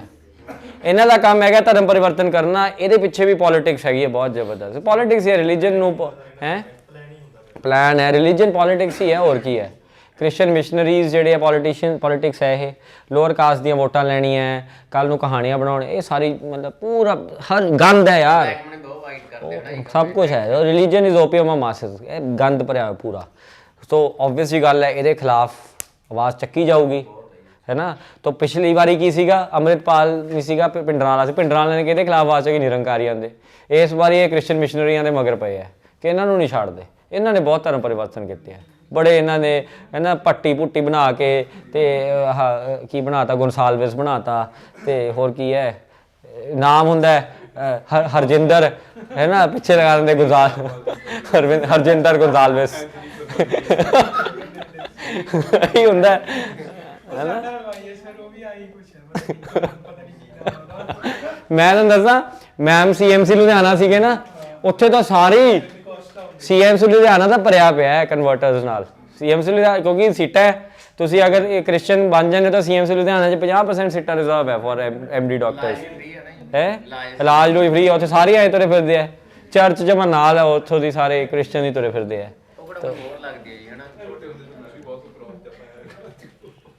ਚਲੋ ਆ ਜਾਓ, ਵਾਪਸ ਆ ਜਾਓ। ਤਾਂ ਇਹ ਗੱਲ ਹੁਣ ਵੀ ਚੱਲ ਰਹੀ ਹੈ, ਹੁਣ ਤਾਂ ਇਸ ਲੈਵਲ ਤੇ ਚੱਲ ਰਹੀ ਹੈ ਕਿ ਤੁਸੀਂ ਪੁੱਛੋ ਨਾ। ਸਿੱਖ ਧਰਮ ਦੇ ਵਿੱਚ ਸਿੱਖ ਹੁਣ ਦੇਖੋ ਉਹ ਗੱਲਾਂ ਨਹੀਂ ਰਹੀਆਂ ਜਿਹੜੀਆਂ ਪਹਿਲਾਂ ਸੀ ਗੁਰੂ ਗੋਬਿੰਦ ਸਿੰਘ ਜੀ ਵਾਲੀਆਂ। ਦਲੀਪ ਸਿੰਘ ਜਿਹੜਾ ਮਹਾਰਾਜਾ ਸੀਗਾ, ਜਿਨ੍ਹਾਂ ਨੂੰ ਲੋਕ ਦੇਖਦੇ ਸੀਗੇ ਕਿ ਸਾਡਾ ਮਹਾਰਾਜਾ ਤੁਰਿਆ ਫਿਰਦਾ, ਉਹਦੀ ਖਬਰ ਸੁਣਨ ਨੂੰ ਮਿਲ ਗਈ ਕਿ ਉਹਨੇ ਤਾਂ ਉੱਥੇ ਜਾ ਕੇ ਧਰਮ ਪਰਿਵਰਤਨ ਕਰ ਲਿਆ। ਉਹ ਐਲਿਜ਼ਾਬੈਥ ਦੇ ਵਿਕਟੋਰੀਆ ਦੇ ਚੱਕਰਾਂ 'ਚ ਫਿਰਦਾ। ਕੁਈਨ ਵਿਕਟੋਰੀਆ ਸੀ ਉਸ ਟਾਈਮ ਤੇ ਰਾਣੀ, ਤਾਂ ਵਿਕਟੋਰੀਆ ਦੇ ਚੱਕਰਾਂ 'ਚ ਫਿਰਦਾ। ਮੂਵੀ ਨਹੀਂ ਦੇਖੀ ਬਲੈਕ ਪ੍ਰਿੰਸ, ਵਿਕਟੋਰੀਆ ਨਾਲ ਘੁੰਮ ਰਿਹਾ ਹੁੰਦਾ ਉਹ। ਹਾਂ ਵੱਡਾ ਹੋ ਗਿਆ ਸੀਗਾ, ਤੇ ਵਿਕਟੋਰੀਆ ਵਧੀਆ। ਪਰ ਤੁਸੀਂ ਮੈਂ ਇੱਕ ਚੀਜ਼ ਦੇਖੋ ਕਿ ਵੈਸੇ ਅਫੇਅਰ ਸੀਗਾ, ਤੁਸੀਂ ਇੱਕ ਚੀਜ਼ ਦੇਖੋ, ਮੈਂ ਤੁਹਾਨੂੰ ਵੈਸੇ ਹੀ ਦੱਸ ਰਿਹਾ ਕਿ ਕੁਈਨ ਵਿਕਟੋਰੀਆ ਰਾਣੀ ਹੈ ਇੰਗਲੈਂਡ ਦੀ, ਐਂਡ ਇੰਗਲੈਂਡ ਦੁਨੀਆ ਤੇ ਰਾਜ ਕਰਦਾ ਹੈ। ਤੇ ਕੁਈਨ ਵਿਕਟੋਰੀਆ ਦੀ ਜਿਹੜਾ ਮਤਲਬ ਲੈਜੀਟੀਮੇਟ ਜਾਂ ਇਲੈਜੀਟੀਮੇਟ ਬॉयਫ੍ਰੈਂਡ ਹੈ ਉਹ ਦਲੀਪ ਸਿੰਘ ਹੈ। ਤੇ ਤੁਸੀਂ ਦੇਖੋ ਕਿ ਦਲੀਪ ਸਿੰਘ ਮਹਾਰਾਜਾ ਰਣਜੀਤ ਸਿੰਘ ਦੀ ਜੀਨੀਓਲੋਜੀ ਸੀਗਾ, ਤਾਂ ਐਂ ਥੋੜੀ ਰਾਣੀ ਕਿਸੇ ਨਾਲ ਵੀ ਹੈਲੋ ਹਾਏ ਕਰ ਲੂਗੀ। ਵੈਸੇ ਤੁਹਾਨੂੰ ਗੱਲ ਦੱਸ ਰਿਹਾ ਮੈਂ ਤੁਹਾਨੂੰ। ਹੁਣ ਜੇ ਮੈਂ ਜਾਣਾ, ਮੈਂ ਪੰਜਾਬੀ ਹੈ, ਮੇਰੇ ਨਾਲ ਮਤਲਬ ਆਪਣਾ ਬਗਾਨੇ ਮਤਲਬ ਕੋਈ ਗੱਲ ਹੀ ਹੋਊਗੀ ਨਾ ਯਾਰ। ਦੁਨੀਆ ਨੂੰ ਰਾਜ ਕਰਨ ਵਾਲੀ ਰਾਣੀ ਇਹ ਮੈਂ ਤੁਹਾਨੂੰ ਇਹ ਤਾਂ ਦੱਸ ਰਿਹਾ, ਮੈਂ ਤੁਹਾਨੂੰ ਦੱਸ ਰਿਹਾ ਮਹਾਰਾਜਾ ਰਣਜੀਤ ਸਿੰਘ ਦੀ ਵੈਲਿਊ, ਕਿ ਵੈਲਿਊ ਦੇਖੋ ਤੁਸੀਂ ਉਹਨਾਂ ਦੀ, ਕਿ ਰਾਣੀ ਤੱਕ ਰਿਸਪੈਕਟ ਦੇ ਰਹੀ ਹੈ ਉਹਦੇ ਮੁੰਡੇ ਨੂੰ, ਕਿ ਉਹ ਮੁੰਡੇ 'ਚ ਹੈ ਕਿ ਕੁਛ ਵੀ ਨਹੀਂ ਹੈਗਾ, ਨਾ ਰਾਜ ਹੈ ਤੇ ਨਾ ਹੀ ਰਾਜ ਕਰਨ ਦੀ ਉਹਦੇ 'ਚ ਚਾਹ ਹੈ। ਦੋਨੇ ਚੀਜ਼ਾਂ ਨਹੀਂ ਹੈਗੀਆਂ, ਹੈ ਨਾ। ਤਾਂ ਉਹਨੂੰ ਫਿਰ ਵੀ ਕਹਿ ਰਹੇ ਕੋਈ ਗੱਲ ਨਹੀਂ, ਤੂੰ ਮੇਰੇ ਨਾਲ ਘੁੰਮ ਪਾਰਕਾਂ 'ਚ। ਹੈ ਨਹੀਂ ਬਰਾਬਰ ਤਾਂ ਕਿੱਥੇ ਹੋਣੀ ਹੈ ਏਜ। ਹਾਂ ਫਿਰ ਕੀ ਹੋ ਗਿਆ, ਪਿਆਰ ਅੰਧਾ ਹੋਤਾ ਹੈ ਯਾਰ, ਲਵ ਇਜ਼ ਬਲਾਈਂਡ।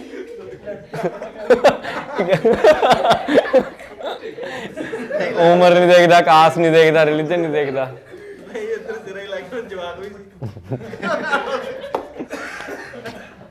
ਯਾਰ ਇੱਕ ਹੈਲਦੀ ਰਿਲੇਸ਼ਨਸ਼ਿਪ ਸੀਗਾ, ਤੁਸੀਂ ਨਾ ਇਹ ਬਸ ਗਲਦੇ ਲੋਕ ਹੋ ਤੁਸੀਂ। You want me to discuss those things, but I'm not discussing them. मैं उधर लेके नहीं जा रहा आप लोगों को, है ना। तुम मुझे पुश कर रहे हो, चलो उधर। ओ जी सर जवाक सी होता क्या, तो यही सीगा। Anyways, the point is that it's very simple कि there is a conversion happening of Dalip Singh जी।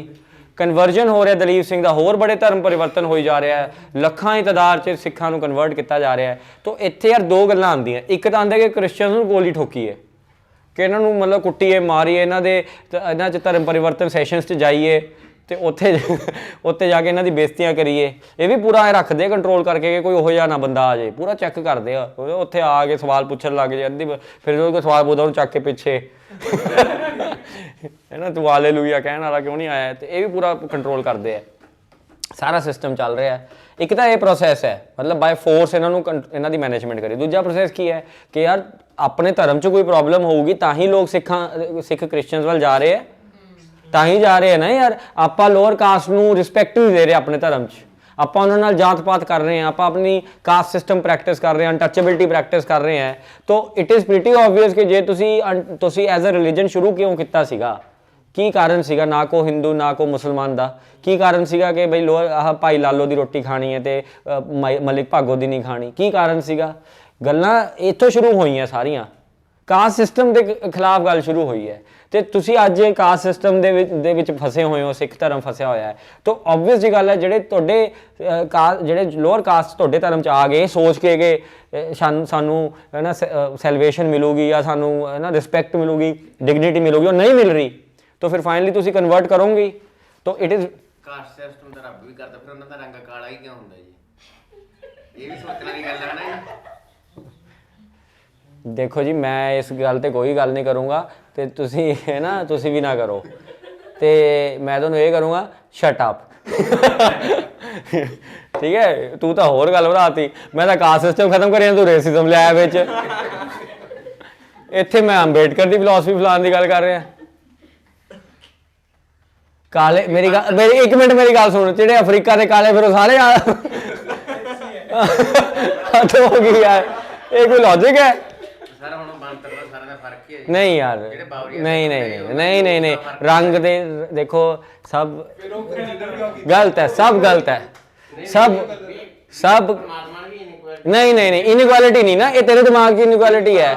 ਤੂੰ ਕਾਲੇ ਤੇ ਗੋਰੇ 'ਚ ਕਿਉਂ ਫਰਕ ਰੱਖਦਾ ਹੈ? ਤੂੰ ਕਹਿ ਰਿਹਾ ਮਾੜਾ, ਤੂੰ ਗੱਲ ਹੀ ਆਈ ਕੀਤੀ, ਤੇਰੇ ਅੰਦਰ ਤੇਰੇ ਉਹ ਹੈ, ਤੂੰ ਮਾੜਾ ਕਹਿ ਰਿਹਾ। ਹਾਂ ਆਪਣੀ ਦਿਮਾਗ ਤੇ ਵੀ ਉਹ ਰੰਗ ਨਹੀਂ ਹੈ। ਨਹੀਂ ਮੈਂ ਮਾੜਾ, ਤੇਰੀ ਮੁੱਛਾਂ ਕਾਲੀਆਂ, ਤੂੰ ਆਦੀ ਮੁੱਛਾਂ ਕਿਉਂ ਨਹੀਂ ਮੁੰਡਵਾਉਂਦਾ? ਬਾਲ ਮੁੰਡਵਾ ਕੇ ਆ ਕੱਲ ਨੂੰ, ਇਹ ਸਾਰੇ ਕਾਲੇ ਬਾਲ ਰੱਖੀ ਫਿਰਦਾ। ਹਾਂ ਉਹ ਆਪਣੇ ਘਰ ਦੇ ਇੰਜੈਕਟ ਕਰਦੇ ਆਪਣੇ ਚ ਸਟਾਰਟਿੰਗ ਆਪਣੇ ਇੰਜੈਕਟ ਮੈਂ ਦੱਸਦਾ ਕਿਵੇਂ ਕਰਦੇ ਆ, ਮੈਂ ਦੱਸਦਾ ਮੈਂ ਇੱਕ ਮਿੰਟ ਮੈਂ ਦੱਸਦਾ ਕਿਵੇਂ ਕਰਦਾ ਹੈ। ਸਾਰੇ ਕਿਤੇ ਕੀ ਲਿਖਿਆ ਹੈ, ਘਰਾਂ ਦੇ ਬਾਹਰ, ਟਰੱਕਾਂ ਦੇ ਬਾਹਰ, ਬੁਰੀ ਨਜ਼ਰ ਵਾਲਾ ਤੇਰਾ ਮੂੰਹ ਕਾਲਾ। ਐਂ ਕਰਦੇ ਆ ਆਪਾਂ ਸਾਰੇ, ਕਿਤੇ ਚਲੇ ਜਾਓ ਇਹ ਲਿਖਿਆ ਬੁਰੀ ਨਜ਼ਰ ਵਾਲਾ ਤੇਰਾ ਮੂੰਹ ਕਾਲਾ। ਅੱਛਾ ਫੇਰ ਕੀ ਕਰਾਂ ਮੈਂ? ਨਹੀਂ ਗਲਤ ਹੈ। ਕਾਲੇ ਨੂੰ ਮਾੜਾ ਥੋੜੀ ਕਹੀ ਮੈਂ, ਪਰ ਮੈਂ ਕਿਹਾ ਵੀ ਵੇਖਣ ਤੋਂ ਪਤਾ ਲੱਗ ਰਿਹਾ ਵੀ ਕੁਦਰਤ ਵੀ ਉਸ ਹਿਸਾਬ ਨਾਲ ਹੀ ਚੱਲ ਰਹੀ ਹੈ ਨਾ ਜੀ। ਨਹੀਂ ਤੂੰ ਕਹਿ ਰਿਹਾ ਲੋਅਰ ਕਾਸਟ ਵਾਲੇ ਕਾਲੇ ਹੈ, ਤੂੰ ਇਹ ਗੱਲ ਕਹਿ ਰਿਹਾ। ਤੂੰ ਕਿਹਾ ਹੁਣ ਇਹਨੇ ਕਿਹਾ ਨਹੀਂ? ਮੈਂ ਇਹ ਨਹੀਂ ਕਿਹਾ ਵੀ ਜਿਹੜੇ ਡਿਫਰੈਂਟ ਕਾਸਟ ਉਹਨਾਂ ਦੇ ਬੰਤਰ ਦਾ ਕੁਦਰਤ ਜਿਹੜੀ ਹੈ ਨਾ ਡਿਫਰੈਂਸ ਕਰ ਰਹੀ ਹੈ, ਪਰ ਕੁਦਰਤ ਡਿਸਕ੍ਰਿਮੀਨੇਟ ਨਹੀਂ ਕਰ ਰਹੀ। ਪਲੀਜ਼ ਇਸ ਚੀਜ਼ ਨੂੰ ਸਮਝਣਾ ਹੈ। ਹਾਂ ਬਸ ਫਿਰ ਜੇ ਡਿਫਰੈਂਸ ਕਰ ਰਹੀ ਹੈ ਫਿਰ ਉਸ ਤੇ ਡਿਬੇਟ ਕੀ ਹੈ? ਗੱਲ ਕਿਉਂ ਕਰਨੀ ਹੈ ਆਪਾਂ? ਜੇ ਡਿਫਰੈਂਸ ਹੀ ਹੈ ਤਾਂ ਫਿਰ ਗੱਲ ਕੀ ਕਰਨੀ ਹੈ? ਜੇ ਡਿਸਕ੍ਰਿਮੀਨੇਟ ਹੈ ਫਿਰ ਗੱਲ ਕਰੋ ਨਾ। ਡਿਫਰੈਂਸ ਤਾਂ ਇੱਕ ਸੇਮ ਕਾਸਟ ਵਿੱਚ ਸੇਮ ਬੰਦੇ ਵੀ ਤਾਂ ਹੈਗਾ ਨਾ। ਹਾਂ ਡਿਫਰੈਂਸ ਹੈ, ਡਿਸਕ੍ਰਿਮੀਨੇਟ ਥੋੜੀ ਹੈ। ਹੁਣ ਕੁਦਰਤ ਜਿਹੜੀ ਹੈ ਸਵੇਰੇ ਕੀ ਹੈ ਸੂਰਜ ਹੈ, ਰਾਤ ਨੂੰ ਕਾਲਾ ਹੈ, ਤੇ ਫਿਰ ਤੂੰ ਕੀ ਕਹੇਂਗਾ ਕਿ ਕੁਦਰਤ ਡਿਸਕ੍ਰਿਮੀਨੇਟ ਕਰਦੀ ਪਈ ਹੈ ਕਿ ਰਾਤ ਨੂੰ ਵੀ ਸੂਰਜ ਨਿਕਲਣਾ ਚਾਹੀਦਾ? ਡਿਫਰੈਂਸ ਹੈ ਨਾ ਯਾਰ। ਬਿਲਕੁਲ, ਤਾਲੀਆਂ ਲਾਓ ਯਾਰ। ਬਹੁਤ ਘੱਟ ਲੋਕ ਹੁੰਦੇ ਜਿਹੜੇ ਆਪਦੀ ਗੱਲਾਂ ਨੂੰ ਵਾਪਸ ਲੈਂਦੇ ਆ, ਹੈ ਨਾ। ਪੰਮਾ ਇਜ਼ ਲਵ ਯਾਰ, ਪੰਮਾ ਇਜ਼ ਲਵ। ਠੀਕ ਹੈ, ਹਾਂ ਅੱਗੇ ਦੱਸੋ ਕਿੱਥੇ ਪਹੁੰਚੇ ਆਪਾਂ? ਸਿੰਘ ਸਭਾ ਮੂਵਮੈਂਟ ਤਾਂ ਕੰਪਲੀਟ ਕਰੋ ਯਾਰ। तो दूजा तरीका की है, सुन लो यार सुन लो, दूजा तरीका की है? दूजा तरीका है कि आप आपदे धर्म च चेंज करिए। तो इस करके सिंह सभा मूवमेंट की गई, जिहदे विच इन्हां ने कहा कि आपां ना मटीरियल लैके आओ, पब्लिश करो, किताबां लिखो, प्रिंटिंग प्रैस का यूज़ करो, तो लाइब्रेरीज बनाओ। तुसीं अज भी गुरुद्वारा सिंह सभा जाने हो तो उहदे बिल्कुल नाल लाइब्रेरी बनी हुई है, जिथे सारियां किताबां सिक्खी दीयां किताबां हुंदियां कि की हिस्टरी सी, की कहानी सी, वो ये सारियां चीज़ां पढ़ो एंड जागरूक हो। तुहाडे धर्म च बहुत कुछ है। सो बेसिकली एक प्रचार करना बड़ा जरूरी है, अपना प्रचार किते ना किते हो नहीं रहा। तो इस चीज़ लिए पूरा ये सिंह सभा मूवमेंट जिहड़ी है बनाई गई। जाओ जाओ आटो तुहाडा भज जूगा, आटो लभो या सारे ने कि आटो वाला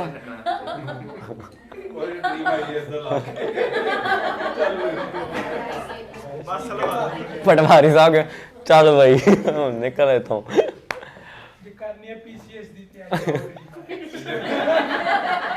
ਤੁਹਾਡੇ ਆਪਣੇ ਜੈਸ ਦੇ ਵਿੱਚ ਹੁਣ ਨਹੀਂ ਜਾਣ ਦੀ ਲੋੜ ਨਹੀਂ। ਚਲੋ ਪਰ ਆਪਾਂ ਇਹ ਕਰਦੇ ਹਾਂ, ਸਿੰਘ ਸਭਾ ਮੂਵਮੈਂਟ ਲਾਸਟ ਹੈ, 2 ਮਿੰਟ ਲੱਗਦੇ ਆ। ਤੁਸੀਂ ਦੇਖੋ 1 ਮਿੰਟ ਇਹਦੇ ਵਿੱਚ ਨਾ ਬੰਦਿਆਂ ਦੇ ਨਾਮ ਸੁਣ ਲਓ। ਸਿੰਘ ਸਭਾ ਮੂਵਮੈਂਟ ਦੇ ਵਿੱਚ ਸਰਦਾਰ ਠਾਕੁਰ ਸਿੰਘ ਸੰਧੇਵਾਲੀਆ, ਠੀਕ ਹੈ, ਇਹ ਸੰਧੇਵਾਲੀਆ ਉਹੀ ਆ ਗਏ। ਕੰਵਰ ਵਿਕਰਮ ਸਿੰਘ ਆਫ ਕਪੂਰਥਲਾ, ਹਾਂ ਉਹੀ ਸੰਧੇਵਾਲੀਆ। ਤੇ ਬਾਬਾ ਖੇਮ ਸਿੰਘ ਬੇਦੀ, ਠੀਕ ਹੈ। ਇਹ ਸੀਗੇ ਕੁਝ ਲੋਕ ਜਿਨ੍ਹਾਂ ਨੇ ਇਹ ਸਟਾਰਟ ਕੀਤਾ ਤੇ ਅੰਮ੍ਰਿਤਸਰ 'ਚ ਸਟਾਰਟ ਹੁੰਦੀ ਹੈ ਪਹਿਲਾਂ, ਠੀਕ ਹੈ। ਫਿਰ ਲਾਹੌਰ 'ਚ ਆਉਂਦੀ ਹੈ, ਪਹਿਲਾਂ ਅੰਮ੍ਰਿਤਸਰ 'ਚ ਫਿਰ ਲਾਹੌਰ 'ਚ। ਫਿਰ ਜਿਹੜੀ ਲਾਹੌਰ ਦੇ ਵਿੱਚ ਇਹ ਬਣਦੀ ਹੈ, ਅੰਮ੍ਰਿਤਸਰ 'ਚ ਬਣਦੀ ਹੈ, ਉਹਦੇ ਵਿੱਚ ਪ੍ਰੋਫੈਸਰ ਗੁਰਮੁਖ ਸਿੰਘ, ਠੀਕ ਹੈ, ਇਹ ਸਟਾਰਟ ਕਰਦੇ ਆ ਪੂਰਾ ਸਿੰਘ ਸਭਾ ਨੂੰ, ਗੁਰਮੁਖ ਸਿੰਘ। ਐਂਡ ਉਸ ਤੋਂ ਬਾਅਦ ਲਾਹੌਰ ਦੇ ਵਿੱਚ ਇਹ ਬਹੁਤ ਐਕਟਿਵ ਹੋ ਜਾਂਦੀ ਹੈ ਖਾਲਸਾ ਜਿਹੜੀ ਸਿੰਘ ਸਭਾ ਮੂਵਮੈਂਟ ਹੈ। ਐਂਡ ਇਹਨਾਂ ਦਾ ਇੱਕ ਸਟੂਡੈਂਟ ਗਰੁੱਪ ਹੁੰਦਾ ਹੈ, ਸਿੱਖ ਸਟੂਡੈਂਟ ਗਰੁੱਪ, ਜਿਹਨੂੰ ਖਾਲਸਾ ਵਿਦਿਆਰਥੀ ਸਭਾ ਕਿਹਾ ਜਾਂਦਾ ਹੈ। ਐਂਡ ਇਹ ਅੰਮ੍ਰਿਤਸਰ 'ਚ ਵੀ ਬਹੁਤ ਐਕਟਿਵ ਹੋ ਜਾਂਦੇ ਆ ਤੇ ਲਾਹੌਰ 'ਚ ਵੀ ਬਹੁਤ ਐਕਟਿਵ ਹੋ ਜਾਂਦੇ ਤੇ ਫਾਈਨਲੀ ਜਾ ਕੇ ਇਹ ਆਪਣੇ ਇੰਡੀਆ ਦਾ ਸਭ ਤੋਂ ਫੇਮਸ ਕਾਲਜ ਖਾਲਸਾ ਕਾਲਜ ਦੀ ਸਥਾਪਨਾ ਕੀਤੀ ਜਾਂਦੀ ਹੈ। ਤਾਂ ਖਾਲਸਾ ਕਾਲਜ ਜਿਹੜਾ ਹੈਗਾ ਉਹ ਸਿੰਘ ਸਭਾ ਮੂਵਮੈਂਟ ਤੋਂ ਨਿਕਲਿਆ, ਠੀਕ ਹੈ, ਸਿੰਘ ਸਭਾ ਮੂਵਮੈਂਟ ਤੋਂ। ਅੰਮ੍ਰਿਤਸਰ 'ਚ ਖਾਲਸਾ ਕਾਲਜ ਸੁਣਿਆ ਤੁਸੀਂ? ਬੜਾ ਫੇਮਸ ਹੈ ਅੰਮ੍ਰਿਤਸਰ ਦਾ ਖਾਲਸਾ ਕਾਲਜ, ਹੈ ਨਾ। ਤਾਂ ਉਹ ਸਾਰਾ ਉੱਥੋਂ ਸ਼ੁਰੂ ਹੋਇਆ ਪ੍ਰੋਸੈਸ। ਤੇ ਫਿਰ ਉਸ ਤੋਂ ਬਾਅਦ ਹਰ ਸ਼ਹਿਰ ਦੇ ਵਿੱਚ ਗੁਰਦੁਆਰੇ ਖੋਲ੍ਹੇ ਗਏ, ਹਰ ਸ਼ਹਿਰ 'ਚ ਲਾਇਬ੍ਰੇਰੀਆਂ ਬਣਾਈਆਂ ਗਈਆਂ। ਬਠਿੰਡੇ 'ਚ ਤੁਹਾਨੂੰ ਪਤਾ ਹੈ ਕਿਲ੍ਹੇ ਸਾਹਿਬ ਕੋਲ ਇੱਕ ਤਾਂ ਹੀ ਬਣਾਈ ਕਿਉਂਕਿ ਕਿਲ੍ਹਾ ਸਾਹਿਬ ਜਿਹੜਾ ਸੀਗਾ ਉਹ ਬੜਾ ਹਿਸਟੋਰਿਕ ਗੁਰਦੁਆਰਾ ਸੀ, ਤਾਂ ਉਹਦੇ ਨੇੜੇ ਹੀ ਕਿਤੇ ਆਪਾਂ ਨੇ ਜਗ੍ਹਾ ਲੱਭਣੀ ਸੀਗੀ। ਤੇ ਉੱਥੇ ਮਤਲਬ ਕਿਉਂਕਿ ਉੱਥੋਂ ਹਿਸਟਰੀ ਉੱਥੋਂ ਦੇਖੇ, ਇੱਥੇ ਪੜ੍ਹੇ ਆ ਕੇ ਇਹ ਮਤਲਬ ਸਿਸਟਮ ਬਣਾਇਆ ਗਿਆ। ਤਾਂ ਬੜਾ ਵਧੀਆ ਪ੍ਰੋਸੈਸ ਹੈਗਾ, ਤਾਂ ਉਹ ਚੀਜ਼ ਹੋਈ ਹੈ। ਹਾਂ, ਸਿੰਘ ਸਭਾ ਦੀ ਵੋਟਾਂ ਪੈਂਦੀਆਂ। ਐਂਡ ਉਸ ਤੋਂ ਬਾਅਦ ਆਪਾਂ ਅੱਗੇ ਕੱਲ੍ਹ ਦੇਖਾਂਗੇ ਨਾਮਧਾਰੀ ਤੇ ਜਿਹੜੀਆਂ ਵੀ ਮੂਵਮੈਂਟਾਂ ਰਹਿੰਦੀਆਂ। ਬਾਦਲ ਸਾਹਿਬ, ਇਹ ਉਹ ਕਾਲੀ ਤਾਂ ਨਹੀਂ ਸੀਗੇ ਯਾਰ, ਅਕਾਲੀ ਤਾਂ ਉਹੀ ਹੈ, ਪਰ ਜਿਹੜੇ ਹੋਣ ਵਾਲੇ ਆ ਉਹ ਬਦਲ ਗਏ ਥੋੜੇ ਜਿਹੇ।